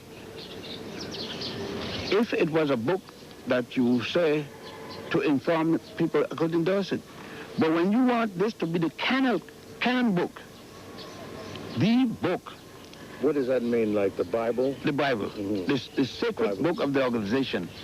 And I felt that ASCAC should have no sacred book. People should be allowed to be Christians, Muslim, Buddhists, anything they want. But we should get information to them, to let them know what all these things are, where they came from and the source. That created a hard feelings between the brother, because I refused to endorse the book. And the brother then started to insist that it be adopted as by ASCAC as the divine work. And I, who took an oath in respect to the mysteries of here, those works, and studied here, it is impossible for me to consider a work that is nothing but extracts from the original, with an interpretation by a man who considered that he got a divine a word from a goddess Ma'at, the goddess of, to do this and to make a work better than the things he copied. And change around, I couldn't do that. Not in good conscience. And that's the alleged point of hostility. It's not a point of hostility. I don't differ with the brother in many other things. That is a particular thing, and I would differ with him if he was Jesus Christ or Muhammad or God or Jesus or Moses on that point. Beyond the argument over interpretation of African history on the Nile was the issue of respect. In my case, I didn't even mind about the the respect, because I said respect aren't demanded, respect is earned. The vast majority of you, as you see yourself, the people show me that respect. It is, you see where it is, Gil? Since I'm not hung up on this doctor business, since I write in a vein for the masses, since I've been fighting that we not be addressed as doctor this and doctor that we address as brother and sister, so that all of us would have the same status, all of us would have the same camaraderie, and nobody will feel that because he's Dr. So-and-so, he have more input. They can't see that. Some of them feel, well, I work for this and I'm a scholar and all this kind of thing. You see, that had never been anything to me, because my father reminded me that most of the people that give out doctorate didn't have any. They didn't even have a degree. Degree started by a man who didn't have one. He has a right to be resentful of people who come into the field and establish themselves as authority, who wasn't even born when he entered the field. That anger is justifiable. Some in ASCAC saw it simply as the normal friction involved in the changing of the guard. It is difficult to turn loose sometimes that stage that represented your flowering, and so that's the way I interpret what happened the other night. Just that he does not like stepping down. That's right. He wants to remain active, and I think he's just afraid that when he goes to this next step, there won't be anything for him to do. But I have always tried to assure him that my concept of eldership is that at that point, you are at your most valuable position for the community. There's a certain degree of paternalism that develops over a field of knowledge that you have been the sole pioneer in for a very long time, and a sense that other ways and other people and other perspectives of doing that thing is suspect. I think that's a part of the stridence that comes along with age and pioneering and long-term commitment to that. That's one aspect of it. The other aspect of it is that there's a certain arrogance that goes along with youth and an unwillingness to give proper respect to those who came with limitations, but sincerity nonetheless. And the inability to reconcile those forces, that is the stridency of age and pioneering spirit and the paternalism that goes along with that, with the kind of eager enthusiasm of the young scholar who is coming along doing that. And I think that the pain and the conflict that seemed to have been reflected in that presentation has to do with the conflict of those energies which are coming, which are confronting each other. My sense is that that's an inevitable process. I think that happens within a family with parents versus their adolescent youth who are beginning to come into their own adulthood, and the need to do certain things that are rebellious often in doing that in terms of negating the power, the responsibility of the parents. I think there's some of that that's inevitable. And I think one of the things that I tried to identify in the presentation I gave last night is that conflict is not always bad. Pain is not always bad. It is in pain and in conflict that new birth often comes about. I think the problem is that when we use the conflict as a means of dismissing the struggle that's inevitable in terms of that whole growth process. And I think if we see it as growth, and I think if we work towards trying to reconcile the differences and to bring about the mutual respect, that is, Dr. Ben needs to have greater respect for the youth. I think that the youth need to have greater respect for the contribution that Dr. Ben made, given his time, given his situation. The rift was apparently a serious one, and most who attended the ASCAC conference couldn't help but see it. And this caused a lot of confusion, because most of those who had come came because of their interest in Dr. Ben. And they assumed that this group of historians was an extension of Dr. Ben, which in a way is true. So seeing Dr. Ben at odds with his own organization, ASCAC, was disconcerting to say the least. We have these jerks, these fits, these starts, these conflicts as generations move together, and they're trying to move into their proper niches. We revere a Dr. Clark. We revere a Dr. Ben. And that's what our generation hopes to do. At the Great Lodge at Luxor, we hope to do the appropriate thing for them and to make our commitment with a new covenant to rebuild a new African consciousness among our people wherever we find them. And this is the greatest tribute we can make to them in respecting the work that they have done. The dissension would carry over beyond this conference back to the United States. But for now, the pilgrimage would continue. There was a great deal to see, as you will see in a moment. From the lectures they had heard at the conference, lectures on site of the monuments, and lectures each evening. You attended the conference, 3 days. Some of you went to the temple at Philae yesterday, some this morning, and some in the afternoon. About the temple of Philae and what else you saw. When you land there, you probably land at Trajan's Spear. Trajan, the Roman emperor. What's significant about this temple? There are many things, but in particular. Number one, to me, is it the first time you're going to see a temple or part of a temple dedicated to the world's first known multi-genius. I am Hotep, or otherwise Imhotep. You see, in life-size sketch, single-line sketch, beginning the story of the first murder in human history ever recorded. Is going to deal with the murder of Osiris by his brother Set-Typhon. It's going to deal with the first known surrogate mother, goddess Het-Heru or Hathor, who is going to keep Isis's young son, the virgin-born Horus, born from a virgin and immaculate mother 4,100 years before Mary did the same thing. Now, you're going to see in this same temple, as you pass that wall, the big wall you see with that shape is called a pylon. That's what it means by the pylon. The outer wall with the door is the pylon. You pass through the first pylon, and you get into the second courtyard, but you quickly notice, on your left-hand side, you are seeing two people throwing holy water over the Pharaoh.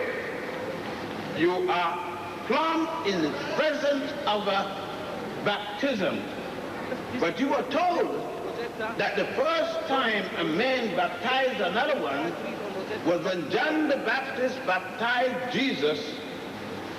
You found out that was a lie. Because you're seeing a baptism that took place before the birth of Jesus. I came to Egypt in '82, convinced I was a very educated American woman. I went home and I completely re-educated myself. I found out that things I had learned in school were lies. They were not true. Omissions were made, impressions were given that did not exist. I'm returning now 5 years later, completely re-educated. We've been miseducated in the sense that we have not been told the complete story. We've been told from when we came on the slave ships and not before. So this is a great revelation and a great mental adjustment, in that our minds are being freed, in a sense, in a real sense, which is necessary. Well, I've learned that for 100 years, this is not a European country, and that all they said about Greeks is not true. The Africans really did have something to do with building the temples and the pyramids, and a lot of stuff here that I didn't know back in the U.S. at my school. African history is totally left out of the educational system in America, in the Western world for that matter. That is why we have to establish independent black schools, such as the one that's in New Brunswick, New Jersey now, the Naira Institute. But it's unfortunate we as Africans do not support our own institutions, and that is a commitment we're going to have to get out of. We're going to have to start supporting our own institutions. We cannot expect other people who destroyed our history, denied us our history. We cannot expect them to also now turn around and support and give us money, finance our institution, and re-educate us. The man that enslaved you is not going to educate you. You are facing to that separate building on that side. They call it the Perth House. A custom was started in Egypt 1500 BC, when the first and only lady ruled Egypt as a male pharaoh, Queen Hatshepsut. That was in a glory time of Egypt. She built such a nice monuments along the valley of the Nile. She opened many of the gold mines. The trading expeditions to East Africa was recorded, her famous journey to Punt, and also with all of that, she ruled Egypt for 21 years. The temple was built in the West Bank. They call it El Deir el-Bahari, or Queen Hatshepsut Temple, you'll see that. And she proved her right to the throne of Egypt in that way. When you look at this island, and that everything had to be brought here, we're actually observing one of the great labor systems of the world. What kind of barge brought all of this equipment on this island, all this stone?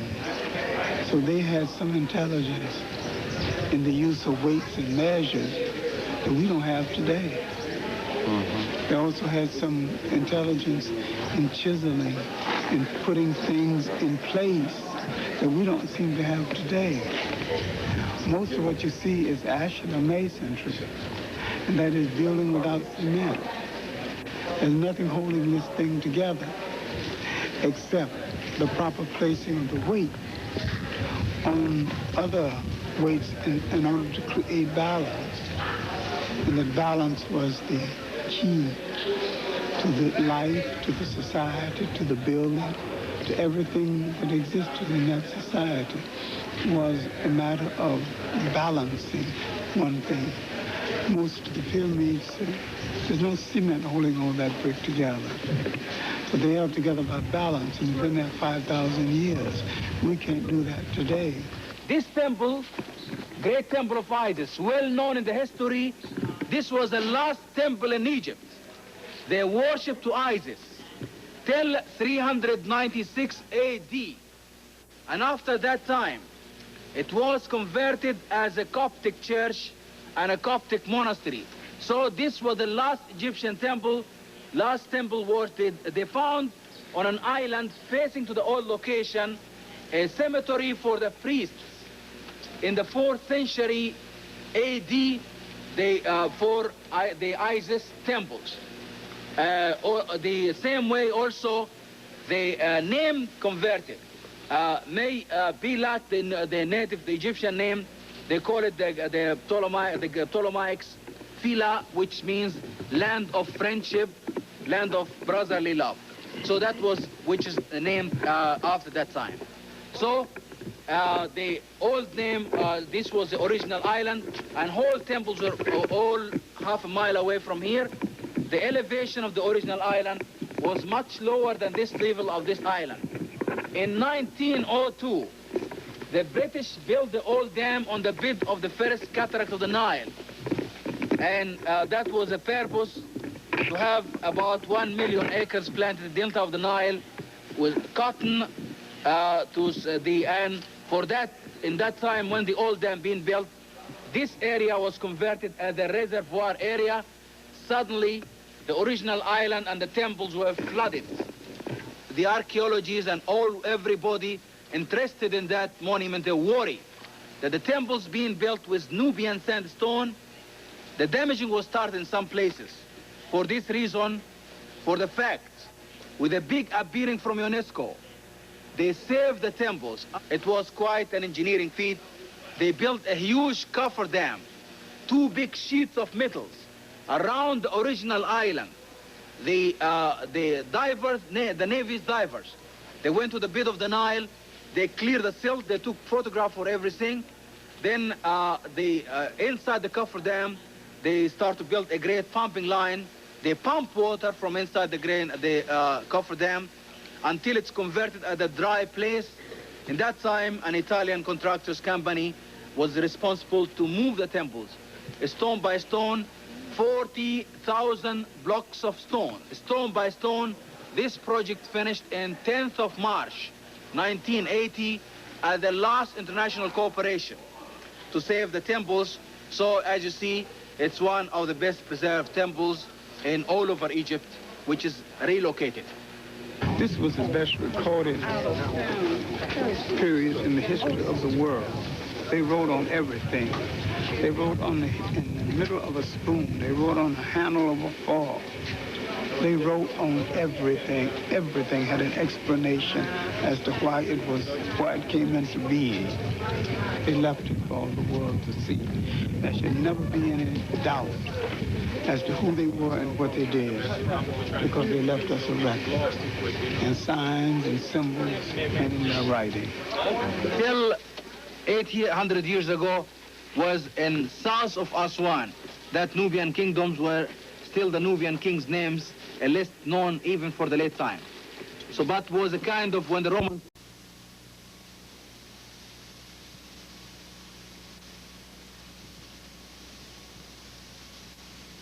Here, the stone was left in the same quarry for a long time, and one side is not free, but later on they tried to cut smaller pieces.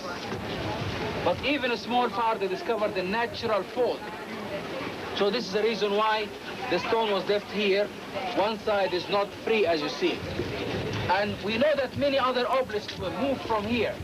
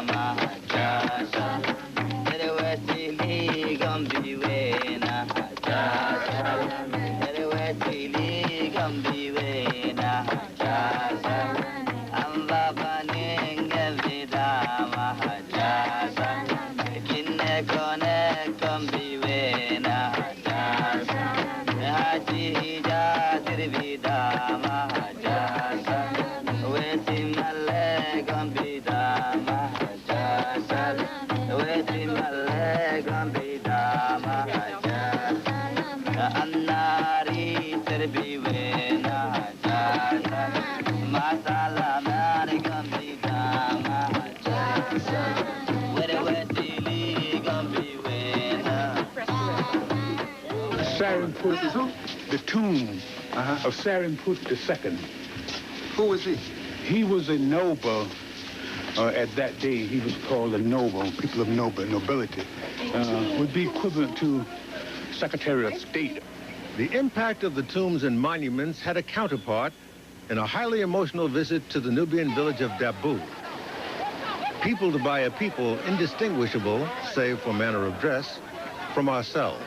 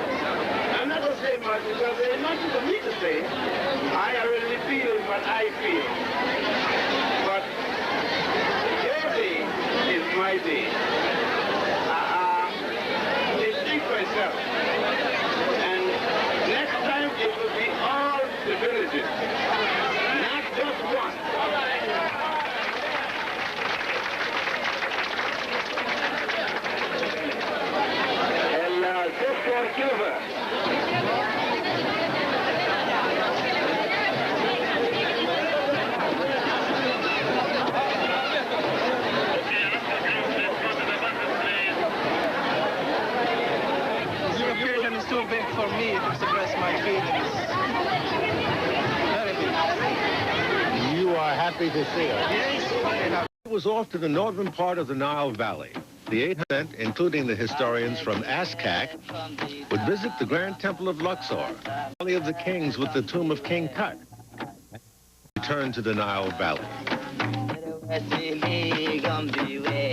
Now, that might sound confusing, but the fact is that the Nile is the only major river on Earth that flows to the north. So down the Nile is to the north, up the Nile is to the south. We'd all be staying in 3 hotels in the city of Luxor. From here, we would visit the Valley of the Kings, the tomb of King Tut, and a number of magnificent temples, including one that is so huge it staggers the imagination and the naked eye. All this in this concluding chapter in our 3-part series that we call Return to the Nile Valley. During the Greek period, what's called the Greek period, the Greek domination, of course the Greek didn't do the work. The indigenous people did the work, but the Greeks were in control. This temple is done during the time of Ptolemy the 12th, the father of Cleopatra the 7th. The Cleopatra that they're always talking about, her father, who changed his name from Ptolemy the 12th and called himself Nuus Dionysus, which means the new Osiris. And that's the period of this temple, but it's rebuilt on another existing temple. So you got to be careful. Most of the temples are rebuilt on other temples. So what we have here is one of the recent temples. It's one of the temples that was built by the Greeks. It really is built on the same location as 2 earlier temples. So this spot is actually a very, very ancient spot for temples, even though what we have here are the ruins of the most recent ones of that process. And what we find throughout Egypt is that very often people will use ancient spots. They always come back to the same spot and build new temples on top of that. And that's what we have here at this location as well. Dr. Ben, you know what my reaction is when I see this with my own eyes? Anger. I understand. My brother, I understand. You know, because I realize that I've been had. Yeah, you have. Did you feel the same way when I came? Yeah. I was choked up, frustrated. My anger was like yours, but it had gone to the point where I choked. Because I said, here, everything I've been told come from Judeo-Christianity. I found to have come long before there was anything called Judeo-Christianity. And these are replicas, yeah. We've done this. Yeah. And you see the imagery, and they try to deny this. That's what this is the tragedy of slavery. It is not so much the physical pain because they died. It is the mental pain that's left. And I think that the slave masters inherited, the ones who inherit from the masters can never pay. These are the radiation lines of the sun that come out dealing with the heavens and the ball that's at her womb. She's a goddess that deals with earth, and so it's quite natural to think about the quickening that goes directly from the head areas down into the womb. So it's like 2 areas that become so very important, the head itself and then the pelvic region.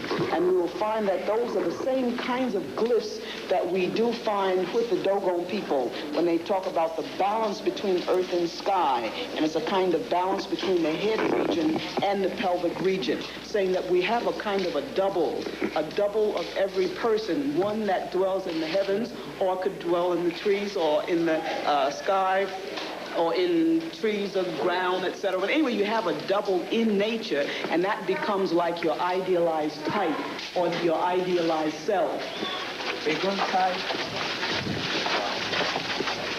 Egyptian guides were also on hand to lecture the large group. They took our civilization, Greek civilization and Romans. That's real Egyptian. That's Egyptian, really. Just as Dr. Ben said, as well as John Henrik Clark, these pillars are perfectly and symmetrically aligned, and they have been put together without a single piece of mortar.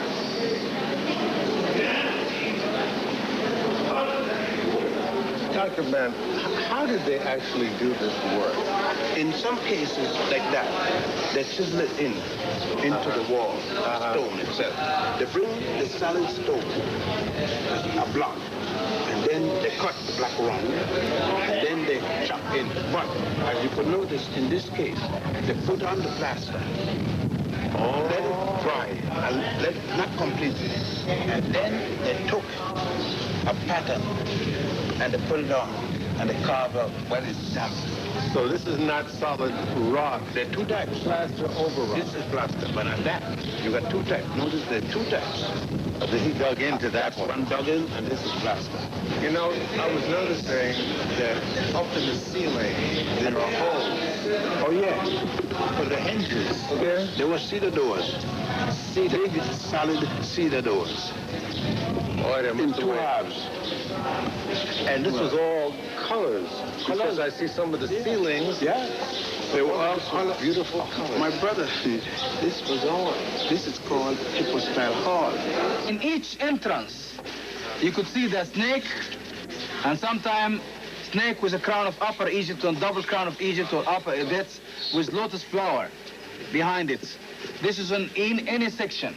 When you go, if you go behind on the entrance of the temple, in the back, just behind the wall, the back door itself, you see that on two sides. That's the Caduceus. Yes, the modern day symbol. The modern day, yes. It came from here? It came from here, yes. Yes. Greco, right? Romanized. So you mean the white people were not the ones who invented all this medicine? No, don't believe that. Here you have the baptism or purification of the Pharaoh. The god Tahuti or Tut, the god of the scribes, along with God Horus, baptizing the Pharaoh, Ptolemy 12. The baptism is done with holy water. The water is symbolized by the Ankh and also the Was, W-A-S. The Was is the greatest symbol. Here is a Was. This is a Was. This staff with what appeared to be a goat head. And here is an Ankh. They took the Ankh and the Was, joining them together intermittently, and created the water. And thus you have Ankh was all the way. This is the purification rite, because the Pharaoh cannot be installed, coronated, without being purified. The removal of all his wrongdoing, because since he's going to be the Pharaoh and he's going to represent the people with the admonitions of Ma'at, I have not done any wrong. I have not committed murder. I have not robbed. I have not speaking with an ill tongue, to make sure he has to be purified, like Jesus was purified. And those are the urns that are pouring out the water? Pouring out the water, both sides. Then the next scene, after purification, now Ptolemy the 12th is coronated with the crown of the north and the crown of the south, the crown of two lands. We know it is so because here is God happy. Symbolically, of course, the God happy.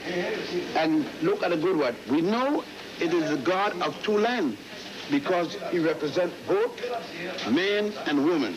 The breast of a woman and the penis of the man, the penis held in a penis container, penis cup, like a jackstrap. God happy represented with the lotus flower and the papyrus plant. And here you have Isis following below. How we know it's Isis? By the chair at the crown. So that we know that these different gods. And everybody carrying the Ankh. Good life and reunification with ancestors in the new world. The Africans put symbols of animals and birds to represent certain qualities in the deity. A falcon flies fast, high, and is strong, right? God is fast, strong, wise, and reliable. Therefore, the falcon. The lion is strong. The lion will rip you apart, represent the strength of the Pharaoh. So they use a lion. You get what I'm saying? The crane with his long bill symbolizes writing, a quill pen. He is the represented, the scribe, because you use quill to write, and they use quill to write. So why not use the crane to represent the god of scribes? As we move from one site to another by day, Dr. Ben's lectures by night help keep our perspective. We go to Edfu, the temple of God Horus.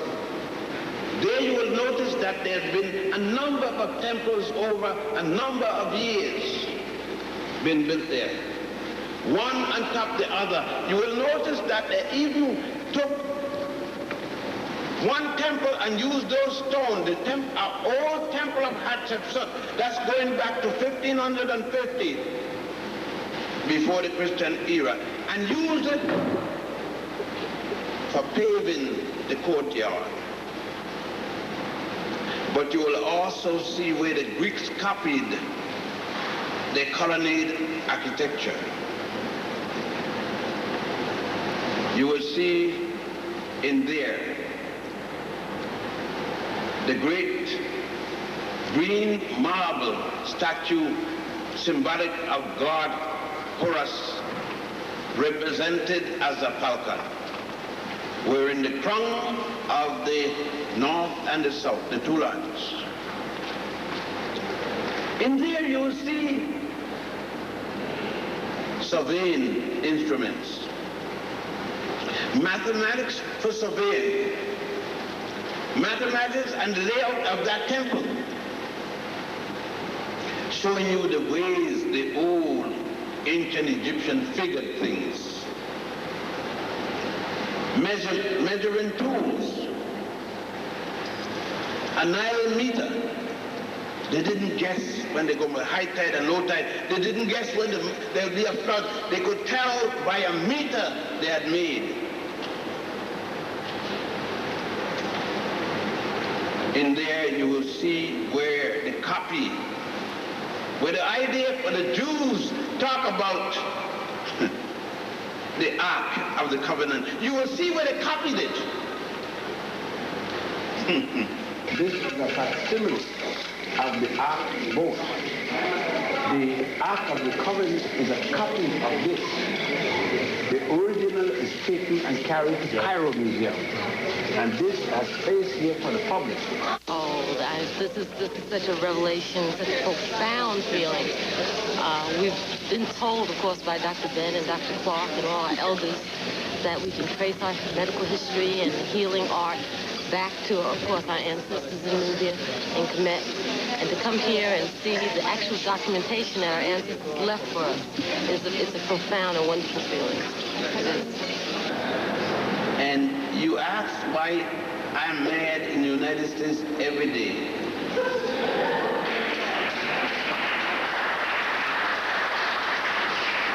I've been mad for 1939. I'm going to stay that way until Nubia and the rest of the whole 11.3 million square miles get back in our hands.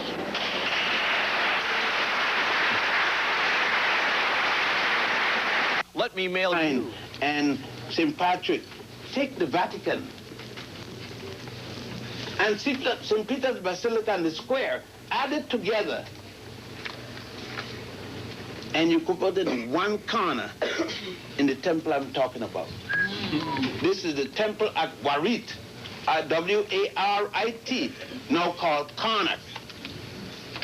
This temple has temples within the temple. This temple has its own lake. This temple is 1.5 miles long by half mile wide. You can't walk the temple and check everything. This temple has hypostyle hall of columns. Columns 50 feet tall. Take 6 of the tallest men here, holding finger to finger, can't span it.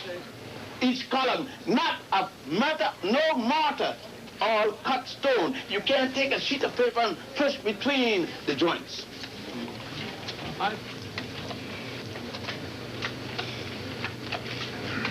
And you tell me we are an oral people. We don't write. What the hell kind of oral are you talking? It's mathematics, it's plans that build this temple.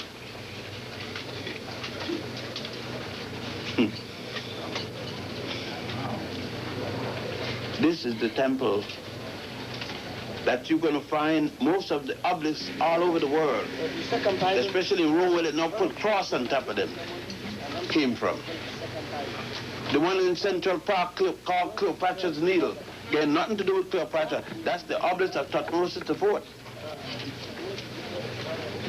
It is in here, in this temple, you will see God mimicked in his royalty. In this temple, you will see the obelisk of Hatshepsut and Thutmose III. It is in this temple, a few young people in this audience will be in the whole group married. You have come before this gathering stating that you wish to be joined together. In the tradition, we do not join 2 people. It is not the custom anywhere in the continent of Africa to join 2 people. We join 2 families, 2 villages, 2 waters. Land is spiritual. The human family is spiritual. The birds and bees are part of a spiritual continuity. All of it had to harmonize. So the Africans created the concept of Maat, M-A-A-T, that there is a harmonious cosmic force in the universe that everyone seeks to arrive at. And it's a spiritual dimension of life. That's why these great things were built. If you look at the pyramids only in terms of its technical dimension, you miss the enormity of it. If you look at the Temple of Karnak, which was generation after generation building to their God concept, the greatest temple complex in the history world, you miss what the Africans were all about. If you walk the mile-long Sphinx that linked the great temple complex at Karnak with the great lodge at Luxor, the temple at Luxor.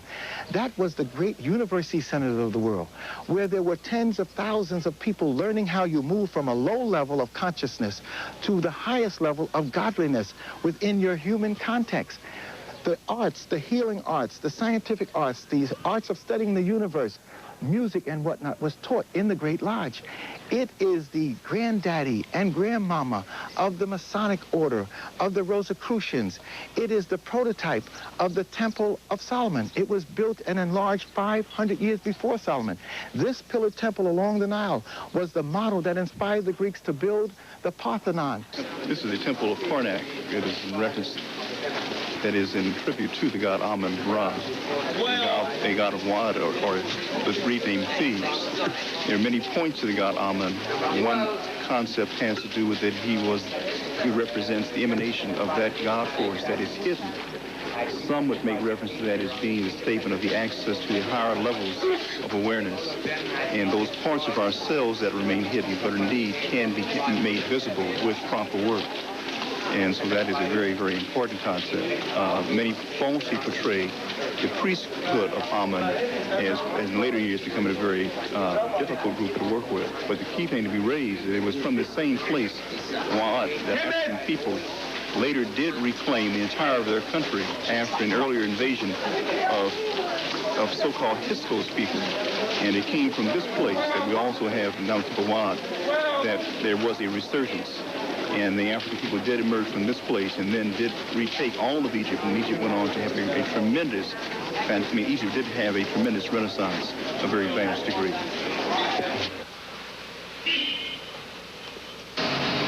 are at the temple. It's called the Temple of the Grand Lodge here in Luxor, the Temple of Ammon. And the interesting thing about this particular temple is that it demonstrates in a fairly significant way one of the things that you see consistently throughout all of the temples, and that is that these places, for whatever reasons they happen to be, are actually spiritual centers. That is the main vestibule? That's the main vestibule. That's the surface of the front of the temple itself. That's the entrance into the temple. And then you'd walk through these columns until you get progressively closer to the Holy of Holies. To the Holy of Holies. And one of the interesting things about this temple, too, is the tremendous length of it. It's a tremendously long temple, and it's probably one of, I guess, next to Karnak, it's probably one of the larger ones, of course, in its original form. And in fact, in years gone by, of course, the two temples, this Luxor and Karnak, were actually connected by the Avenue of the Sphinx. The Karnak temple is about 2.5 miles down the road there, and in the ancient times, the two temples were actually connected by this fantastic Avenue of the Sphinx. So I'm sure that in the days of its glory, it was probably one of the most magnificent structures you could ever imagine. Where all people would come. Mm-hmm. All people would come outside and would gather in front of the temple. So there's usually a huge courtyard in front of the temple itself. As you move from the courtyard, there is a kind of a vestibule, an opening into the main part. So some of the special people of the religious people would come into the first opening of the temple. Then eventually, the actually accommodation for people becomes more and more narrow as you move back until you get to the Holy of the Holiest, and no one went there except the priests themselves. The priests who had gone through years of personal preparation, purification, and understanding of where they were and what they were doing, and that was a restricted area. And no one came there unless it was the priests or the pharaohs or the kings themselves in terms of a place of worship and sacrifice and ceremonies which occurred there. So the priests would execute the ceremonies. The people would get messages or indications of it from the outside and would vicariously participate from their presence outside. So the grassroots knew it was going on inside, even though they couldn't physically be there. Yes, and very often, for example, when they had the grand ceremonies, I'm sure all the people from thousands of miles around, hundreds of miles around at least, would come and would be outside, particularly along the Avenue of the Sphinx. But they would not be inside where the ceremonies and the main sacrifices and ceremonies were taking place. Those were never seen. Those were seen only by the grand masters of the lodge, the high priest of the temple itself. When was this temple built, and was it built by the Egyptian, the African, for themselves, or was this under the Greek rule? Okay, I don't know the exact dates, but this is the temple that was built by the Egyptians themselves. Mm-hmm. It was built by the Egyptians themselves. Not at the behest of anybody else. No. And one of the differences, of course, in this temple and many of the other ones that are much better preserved is the fact that this is one of the original temple structures itself. It goes back to the Egyptian era itself. It has nothing to do with the Greeks, nothing to do with the Romans. This is the model temple itself as it was built by the original African people. It wasn't just a church. You see, it isn't just a church. They were places for learning. They were places for instruction. They were places for study.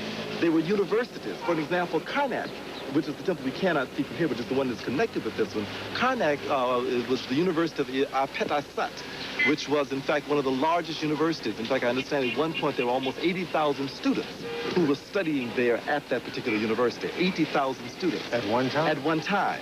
At one time. And so all of the temples were places of instruction. And see, that's the difference. In a society which integrates the spiritual and the secular, where there is no separation in church and state, where science is not separate from religion, then of course, then there's always an ongoing process. So they didn't just meet here on holy days and have a good time and wave the incense and then all go home and have Sunday dinner. It isn't the whole concept of the churches that we have, but these were places which were centers of learning, they were centers of instruction, they were centers of research. That's the other significant thing. They did research here in the sense that in some of the places we've seen observatories, we've seen hospitals within the temple itself. So there were many, many uses that were made of temples which go far beyond the idea of a church. Why did such a people with such mastery, with such sensitivity, why would such a culture and a civilization die? All we can do is really speculate, but it's a speculation, I think, that's really very critical, because I think that what we can learn by whatever led to that are the things that kill civilizations, even in their greatness.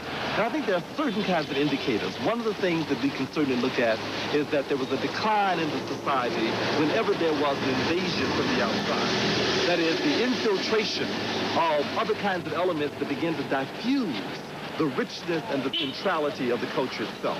That somehow, as long as the culture, and I don't mean a reliance on inbreeding, and I don't mean that outsiders coming in is necessarily destructive. I think that when outside influences begin to destroy the substance and the essence of the culture, then you begin to suffer the consequences of that. And as the Greeks, as the Romans, as the Hyksos, that is the Asians, Arabs, begin to come in, there were diffusions within the culture.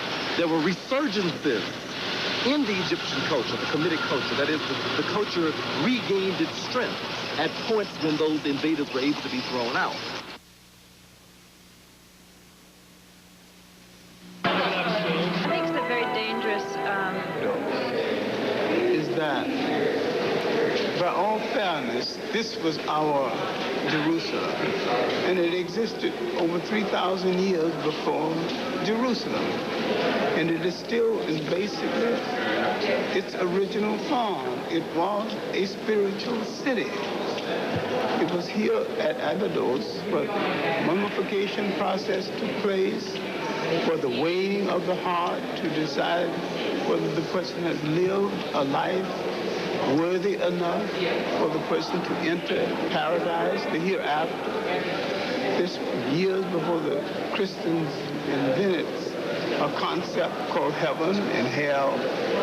More important is that in its structure and in its design, it is still in its original form. All the records, the drone records, carved records of the other pharaohs, Greek pharaohs, all here at Abidos. And another thing, when you look at the building, you look at each column has writing on it. Each wall has writing on it. This was before electricity, before the flashlight. How could anyone see that well? Those fine details that you see. Again, this was the best recorded age in the history of the world. So Abidos is truly the holy city of the African people all over the world. You walk in the temple, you see this vast complex. You look to the right and you see buildings, ruined buildings with Roman arch, with Gothic arch. How the hell are going to be Roman arch and Gothic arch? There's no Rome yet. There's no Greece yet. Greece doesn't come into existence until 833 when Homer wrote the Iliad and the Odyssey. Rome doesn't come into existence with the Etruscans, and that is at best 1000 BC. And Ramesses died in 1200 and at BC.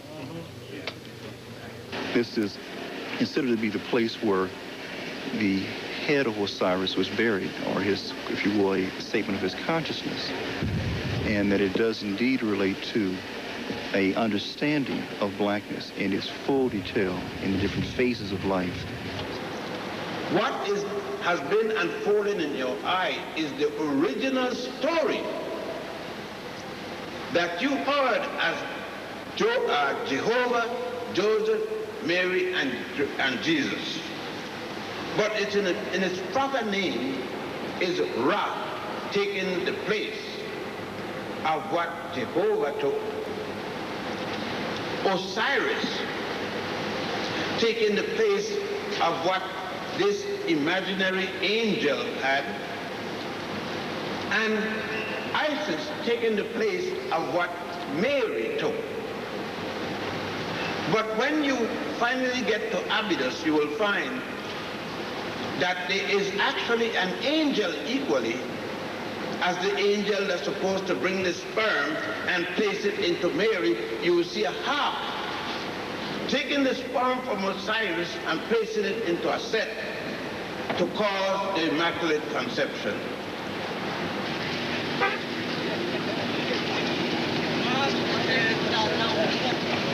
En route to the Valley of the Kings, the colossal statues of the pharaoh Amenhotep III and his queen Tai. Awesome in their proportions, made of sandstone. The Valley of the Kings lay just beyond. Perhaps the most sensational tomb in this valley is the tomb of a king who died in his youth. Like It Is did a documentary on him back in 1978. This is the Valley of the Kings. This valley had already given up a great store of tombs of Egyptian rulers.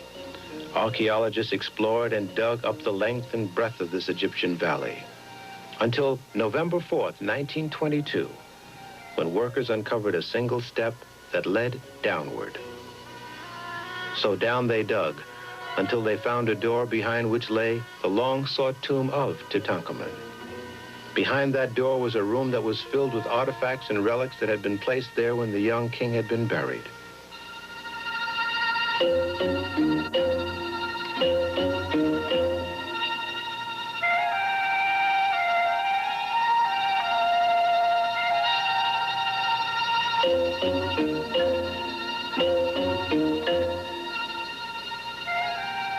One by one, painstakingly so, these artifacts were brought up the stairs into the sunlight for the first time in over 3,000 years. It would take several months to label and categorize and then pack away each priceless piece, several of which are now here in New York to be seen. It was a sensational find. However, not many of the people were aware that these pieces had been created for a tomb, not to be seen. What kind of artist would create such an exquisite work for no one to see?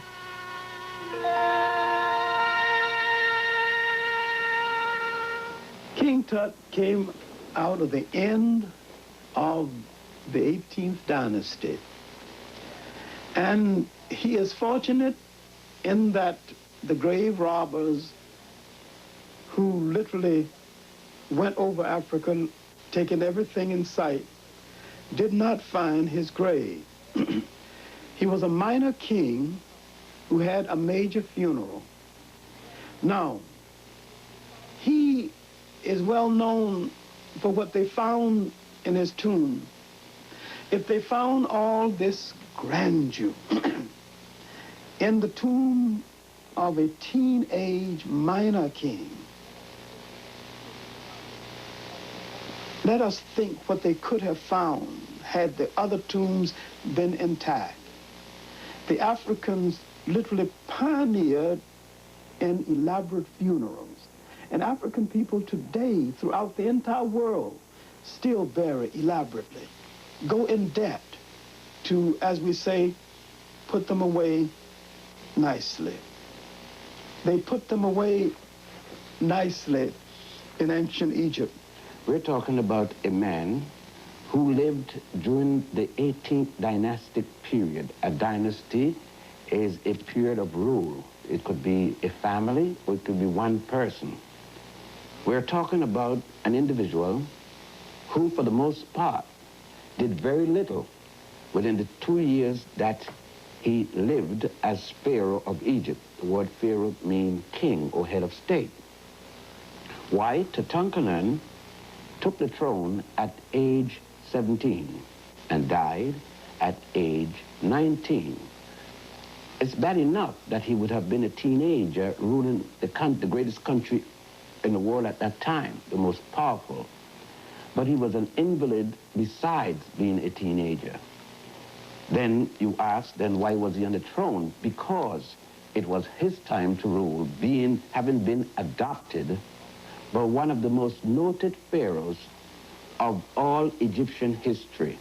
Not only noted from the Egyptian point of view, but noted from even the Judeo-Christian Islamic point of view, because it was Amenhotep, otherwise known as Akhenaten, who gave to the world the concept of the one and only God, otherwise called monotheism. Akhenaten died 43 years before the birth of another African named Moses, which you will find in the book of Exodus. His mother-in-law was the beautiful and great Queen Nefertiti, and his grandmother was the great Queen Tai. He came out of one of the most responsible and one of the greatest royal families ever to sit on any throne of any country at any time in the history of the world. Yeah, this is 18th dynasty. That's important because that is clearly a native dynasty, and as I've indicated in other places, it had its origin with Second Enre, a king who came from the south and started this 18th dynasty, and within that 18th dynasty, the daughter of Tutmosis II was Hatshepsut. This is her mortuary temple.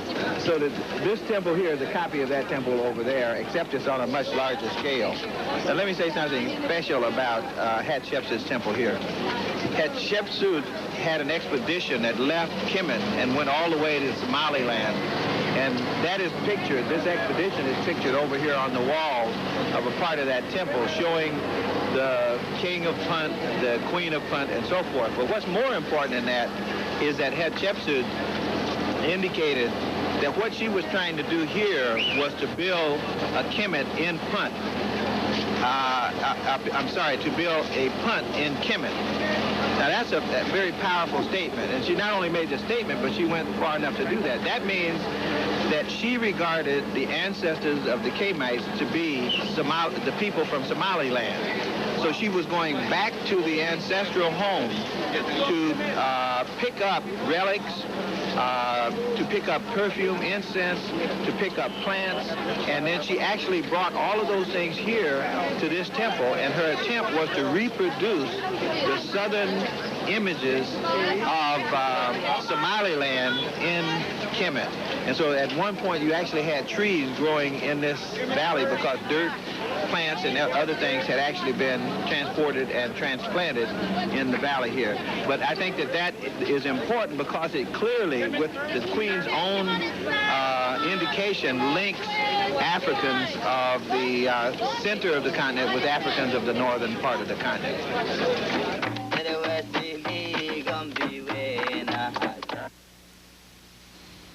At last, the brick had time to sort out the reactions to all that had been seen and experienced, but all agreed that it had been overwhelming, especially because the educational experience for most of us never associated this kind of achievement with Africa. We have come back from a 400-year bondage, and now we're back home, 9,000 miles home. And it shows the coming forth by day that we're coming home. We're here, and we got to take it back. Egypt is just something too beautiful for words. I've come home, and I think the conference, one of the beautiful things about the conference is the range of ages, especially the children. I have a nephew who will be 3 this month who's named after the Nile River. His name is Nile, and I would like to think that one day he'll be able to be here and understand the significance of the name that he carries. It's coming home. How do we get on with the process? Because I truthfully believe that we are part and we're supposed to be here. So what's the next step? What's the organizing process? And how do we get on? I feel comfortable. Feels like it's home. It's a real spiritual thing to see the ruins, to see Ramesses II. Our son's name is Ramesses, and it was great seeing that. I'm going to bring my son here so he can see him. Other than the heat and Arabs and Cairo, it's great. The architecture alone was enough to numb the senses. Even more important, we learned that the architecture, awesome as it is, was not the sum and substance of what these monuments, temples, and tombs were about. Coming out of this sun and this valley that harmonized and reflected the beneficence of God, the Africans created a tribute to God, and that's what all this represents. And it definitely does not reflect the value system of the North or the Europeans or the value system of the Sand people, many of whom come out of the Arab culture, because the Africans balanced things out. The male and female principle were balanced. That's why you see a temple to the male principle, a temple to the female principle together. They put the female at the center of their spiritual value system. Other cultures of the North put the male at the center and they dismiss the female, and the Sand people do the same thing. So these monuments, when you look at the values that they represent, could not have been done by people who come from the northern cradle, because they do not reflect that male dominance. They reflect the harmony between the male principle and the female principle, which is what the Africans have always built their culture around. In addition to the historians, the group had also been fortunate in being exposed to the many well-respected men and women with expertise in other fields, who gave additional context to the implications of this trip. When I came, I was hoping for an opportunity to think through the possibilities of an additional channel of motivation for children of color in terms of the educational experience. And coming here has confirmed that even more, that we have to get away from the notion of at risk and compensation and disadvantaged and all of those negatives, and look for a kind of modality that will open the richness of antiquity to our children, the strength of the power of their people, the beauty of this land, the temples and the tombs. I think that this is a dimension that we haven't looked at, and we must. And I'm not thinking in terms only of children that we call middle class because their parents have the money to finance this kind of a trip, or even a child that we might consider gifted or very bright in the Eurocentric notion of what that is. But I'm talking about the large numbers of our disaffected, disconnected adolescents in the mainstream of our urban cities who can attach themselves to nothing that is positive. I think here is a natural healing for them that we have not considered, and we must. And in that way, I will make efforts to connect with others who have had this experience and to see if it's possible to get our legislators, particularly the Black and Puerto Rican Legislative Caucus, to initiate programs of education with funding that will give us this added dimension for our youngsters. One of the reasons that I'm here and my whole interest in Egyptology, my interest in African history, is predicated on my presumption that the one thing that immobilizes us and incapacitates us in terms of us being able to use our energies in the kind of self-preservative ways that other people do is this lack of information from youth as well as old, at all ages in our communities. All right, so it's a profound impact. Well, now, I'm kind of slow. You got to break that down for me. Now, how specifically does that work? Okay. Knowledge of what went down here centuries ago. How is that going to affect my behavior? Okay, very simple. One of the things that happens in schools almost from day one is that they begin to tell people who come from Europe how great they are as a people, how important they are as a people, that they are part of a lineage that came out of the greatness of Rome, the greatness of Greece, the greatness of the Napoleonic era, the greatness of Alexander. Those pictures, those illustrations, those stories, those historical documents, those examinations, those museums, all of those are ways of elevating people's respect for themselves. It says, you are a worthwhile person, and you can do what has been done. And that whole sense of continuity between today, 1987, and 1887, and 1287, and 1087 AD and BC, all of those are ways that people in other cultures have of communicating to their young people and to each other that we are worthwhile and we have energies that can be used. My argument is that we are liking that, and by liking that, we are not able to understand the resources that are available within us by virtue of what we've done as a people. In other words, if you tell people you've never been anything but a slave, you've never been anything but a ghetto dweller, you've never been anything but a failure, you've never been anything but at the bottom rungs of society, then the inevitable result is that that's all I'm capable of doing. And my argument is that if people begin to know that they were kings and rulers and builders of knowledge and builders of world civilization, that in and of itself begins to communicate to young people and older people that if I've done it before, I can do it again. Now, what about that dissension between Dr. Ben and some members of ASCAC? Well, it has continued and has led to Dr. Ben resigning from the organization. And some feel that this plays right into the hands of outside interests who view ASCAC as a threat and want to see it fail. Every good organization that African people form, any place in the world, is in danger because the one thing our enemies do not want us to ever understand is the nature of power. And they will send other blacks into the organization to destroy it. And these blacks will be very convincing pretenders of support for the organization, but they will be paid agents of our enemies. I think that there is a very genuine effort on the part of certain people who understand the significance of this event to undermine it and to sabotage it. I believe that that's very true. Over and above the internal problems of ASCAC, the monuments along the Nile still stand, patiently waiting for all to come and see the story that they themselves inscribed. But for one important member of this journey, seeing all of this is no longer promised. Do you think you're going to be coming over here many more times? Well, depending on the health and strength, and that means the part of my eyesight holds up, and my health is holding pretty well. I didn't expect the glaucoma. It came at a very critical time in my life. It hit me hard, and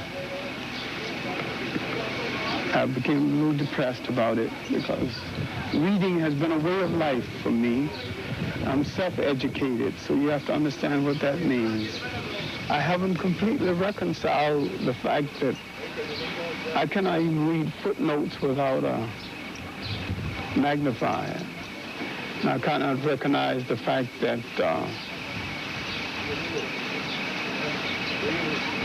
had I known, paid more attention to diet and health, it could have been avoided. But I was rushing, doing so many different things, mostly for other people, that I neglected my own health. And the people that I neglected it for have very little appreciation for the fact that I didn't do this for myself. I did all of it for other people. I know. And yet, with his eyesight weak, Professor John Henrik Clarke's visionary words at the ASCAC conference perhaps is this journey's best summation. African people have always been the prize of foreigners and still are. African people have been under siege for more than 3,000 years and still are. Mainly because you have had great riches. Riches in culture, riches in imagination, material riches, and great spiritual riches. You have always had and still have something other people won't, think they can't do without, and don't want to pay for.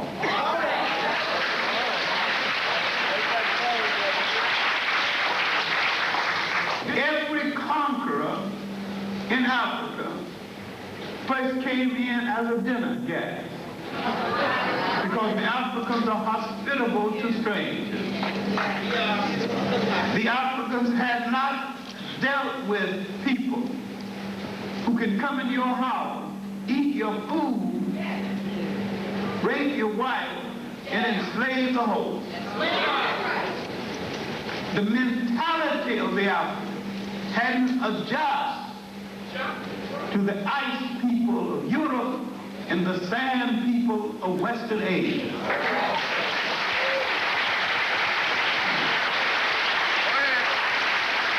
And to this day, he hasn't adjusted. The first on our agenda is to get back our sense of being a historical people and stop answering to the word minority. With our total effort in learning history, which means nothing if all you're going to do is recite dates and personalities. You must understand the philosophical meaning, the political meaning, and the cultural meaning of history. And when you look at all these great states, how they were structured and how they were ruled, you need to say to yourself and your children, If I did it once, I'll do it again.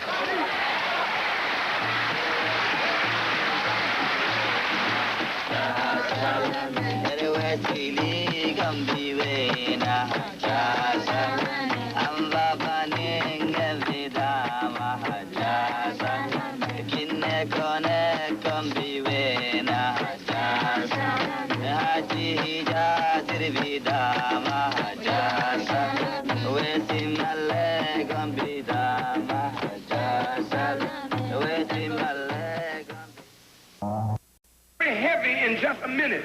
I want you to hold on tight. Here, hold on.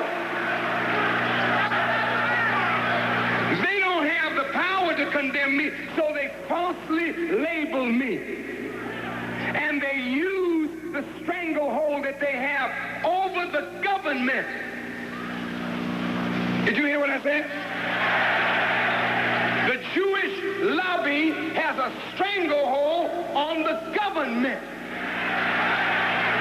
246 members of the House of Representatives are honorary members of the Israeli Knesset. And 46 United States senators are honorary members of the Knesset. This is why whatever they want, they get it, because the president himself is actually punking out to the Jewish lobby. The president.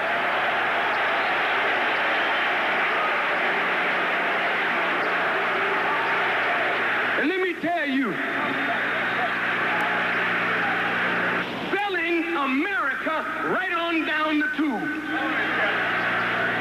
Not only don't they want you to hear what I have to say, they don't want people to hear what I have to say, because, my dear 5% brothers of the 5% nation,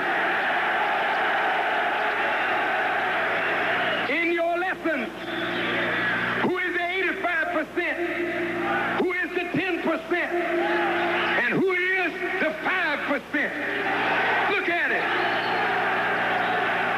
If you notice, no color is used in the number. 85% of the masses of black people have been deceived. 85% of the masses of white people have been deceived. 85% of the human family of the earth has been deceived. And there's a small clique of 10% who know the truth, who know the living God, but are bloodsuckers of the poor and keep the poor ignorant to the knowledge of God and the knowledge of the truth. Bear with me, because it's going to get a little heavier than what it is right now.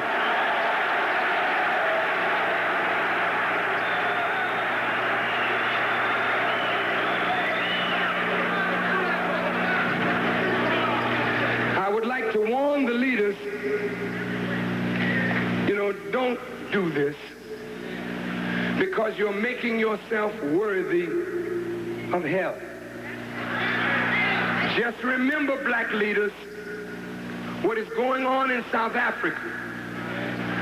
Your brothers in South Africa are trying to get to the real oppressor, but they're killing the buffer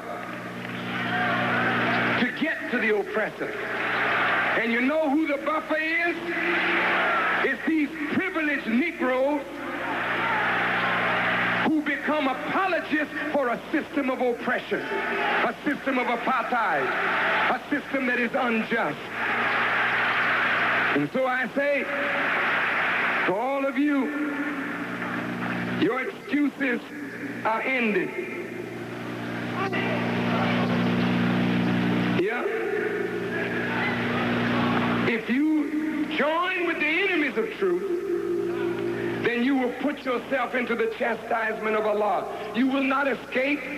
You will suffer great loss, ruin, and ultimately a disgraceful death if you reject the truth and join with the enemies to condemn a man that only seeks your liberation. I say this very humbly. Please listen. I am your last chance. Listen. Every black leader that ever stood up for you, you helped to kill your own leaders at the insistence of your open enemy. You can't be charged with it for yesterday because we were ignorant. We were not awake. But today, if you join your enemy to kill a just man, then the pain of what your fathers deserve for killing and betraying not turn up. Then my visit, Gabriel Prosser, Booker T, W.E.B., Marcus Garvey, Noble Drew Ali, Malcolm X, Martin Luther King, all of it will come down on this generation. I'm your last chance. God is ending your excuses. You can't say the brother is not articulate.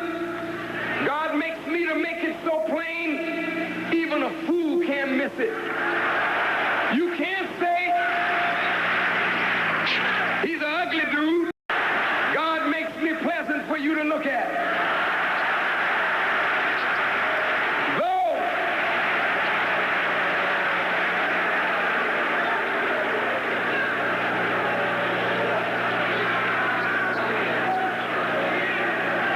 Though I don't consider myself the equal of none of those men that I call, I come at the right time. I come in the fullness of time when it all has to be wrapped up. And because I'm on time, I will be more successful than all those that went before me because the time is right, the season is right, you are right, the conditions are right. We must go free now. Now is the time. Farrakhan goes into the subject of economics. There were several camera stops. We have edited what was recorded to make it as sensible as possible. I want you to hear what I'm saying, America, because you kill everybody that will give you the truth that will correct your wickedness. But if you make a move toward me, which you have already planned to do, you have sat down, Reagan, with your chiefs of staff to figure out the Farrakhan problem. I'm warning you, Mr. Reagan, and I'm warning the government of America. This body you cannot have. You have killed your last black leader when you killed Martin Luther King and Malcolm X.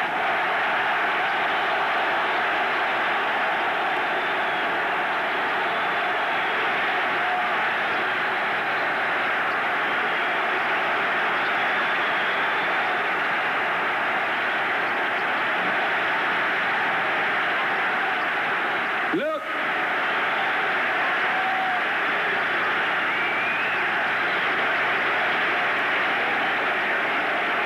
The Jews talk about never again.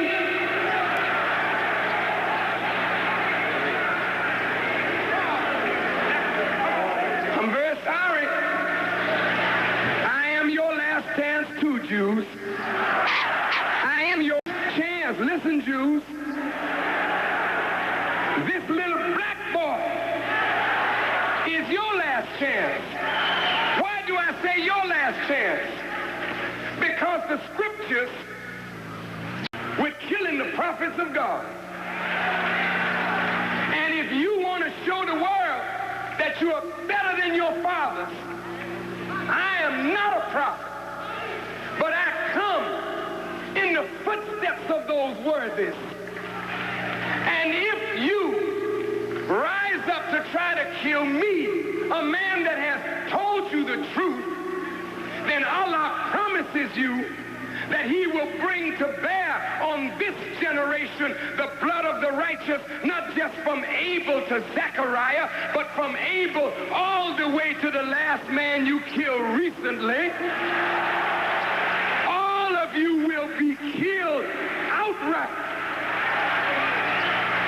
Now you want to call me anti-Semitic. Well, if I'm anti-Semitic for talking about the transgression of Jews, then burn your Bibles. Because the Bible from the book of Revelation all the way to Genesis talks about Jewish transgression. Then nobody should read the Bible. It is an anti-Semitic book. Don't read the Quran. The Quran starts off in the second surah talking about the transgressions of Israel. How she altered the word of God, wrote a book with her own hands and gave it to the people as though it's God's book. Now you're a so-called Christian and you have not been shaped in the lifestyle of Jesus. You have been shaped in the lifestyle of hell itself, but Jesus' good name is hanging over you. You have been deceived. Christians looking for a heaven too high and a hell too low and a devil that's too spooky. You've been deceived. And they know that we know. And they know that I am not afraid to tell the truth regardless of the cost. And they know that I will tell it and am telling it. I'm not making this up. Go read your Bible. Jesus condemned them as devils in the plainest language. I say the same today. They have no respect for truth. I watched a rabbi, a devil rabbi. Listen to what I said. A devil rabbi argue with Reverend Butts, coming to defend his position on the basis of a lie. I never called Judaism a gutter religion. I said the practice of lying, stealing, murder, and deceit, and using God's holy name to seal your dirty religion, not the practice of the scripture, practice God's holy name. Do you hear what I'm saying? But they have no respect for the truth. I said Hitler was a wickedly great man. I didn't make a mistake. I know the language. You taught it to me, white folks. Now all of a sudden you got dumb to the meaning of what great is.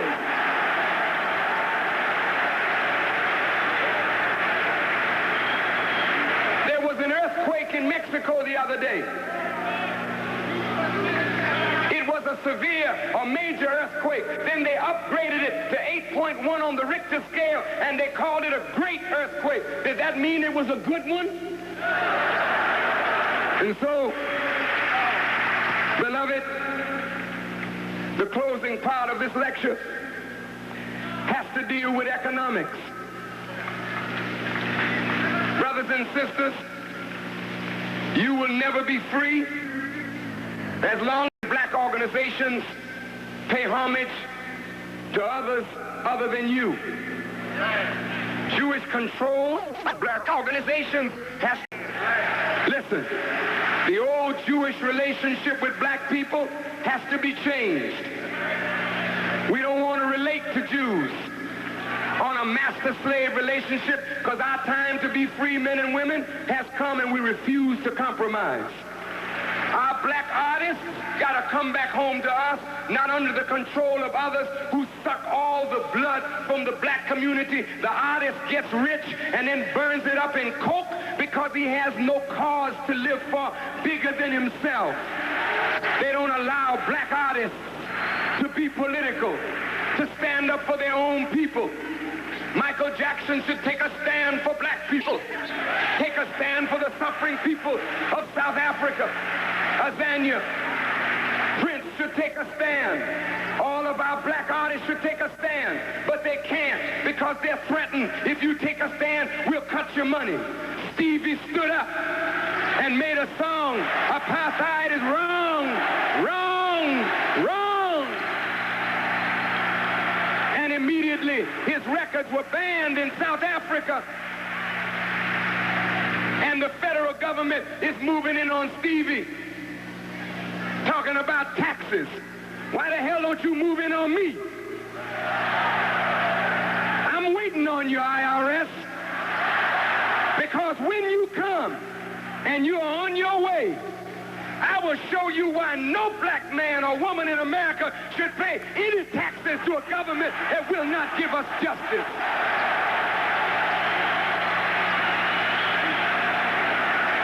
No black people should pay. Why should we pay taxes for a police department that kills our grandmothers, kills our babies, shoots us down, pay the salary of unjust judges, pay for American planes to bomb Tunisia, to bomb Lebanon? Hell no. Brothers and sisters, if you don't stand up, you'll always be the laughing stock of the world. I say, but if we stand up like men, stand up like women, we'll back the enemy up, and Allah will give us victory after victory after victory. Now, in my conclusion,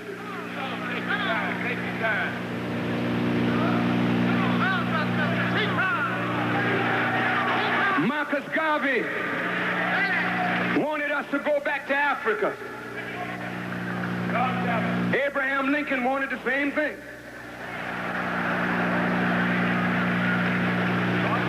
Marcus Garvey said, Africa, don't run, brothers and sisters. I mean, look, if you go out into the night quiet, believe me, when this message is over, you get uptown, cross town, you're going to feel so good. You won't even be able to sleep because you ain't tired. When you wake up in the morning, go face white folks. They say, did you go to the garden last night? Tell them I was there, baby. And that man don't teach hate. That man teach black people to love one another. Look, brothers and sisters, a few quick points. Garvey said we should go back to Africa. Elijah Muhammad said we should be separated in a state or territory of our own, either here or elsewhere. Let's reason with those two solutions. How many of you in here right now, and I want you to be truthful, would like to return to Africa to build a new nation for yourself? Raise your hand. Okay, now, I would say, as a representative of about 25-30% of this audience, that's not bad. But the rest of you, you don't want to go no place. Wait, listen now. But that's cool. I want to talk to both of you. Listen, please listen now. It's very critical. If America agreed to ship us all back, and we agreed to go, it would take all the navies of the whole world cooperating together for a few generations to get 40 million people back to Africa. The truth of the matter is, there may not be an African government right now that's willing to take all of us, but there are governments that's willing to take some of us. Now listen now, if America said, we know we've treated you wrong, we don't like you, we don't want you, we don't have anything more for you Negroes to do, so we're going to give you Alabama, Georgia, and Mississippi, it would tear America up. Even though it's just that America let us go, she's too afraid to do that because she's afraid that you may join on to an enemy and remember her evil and come against her, so she don't want to let you go. Now, there's a third alternative. We get $204 billion out of the American economy. That's a lot of money. Making us the 14th richest nation on the earth if you compare what we get out of the American economy to the gross national product of the nations of the earth. We're very rich, and we have a potential for great power.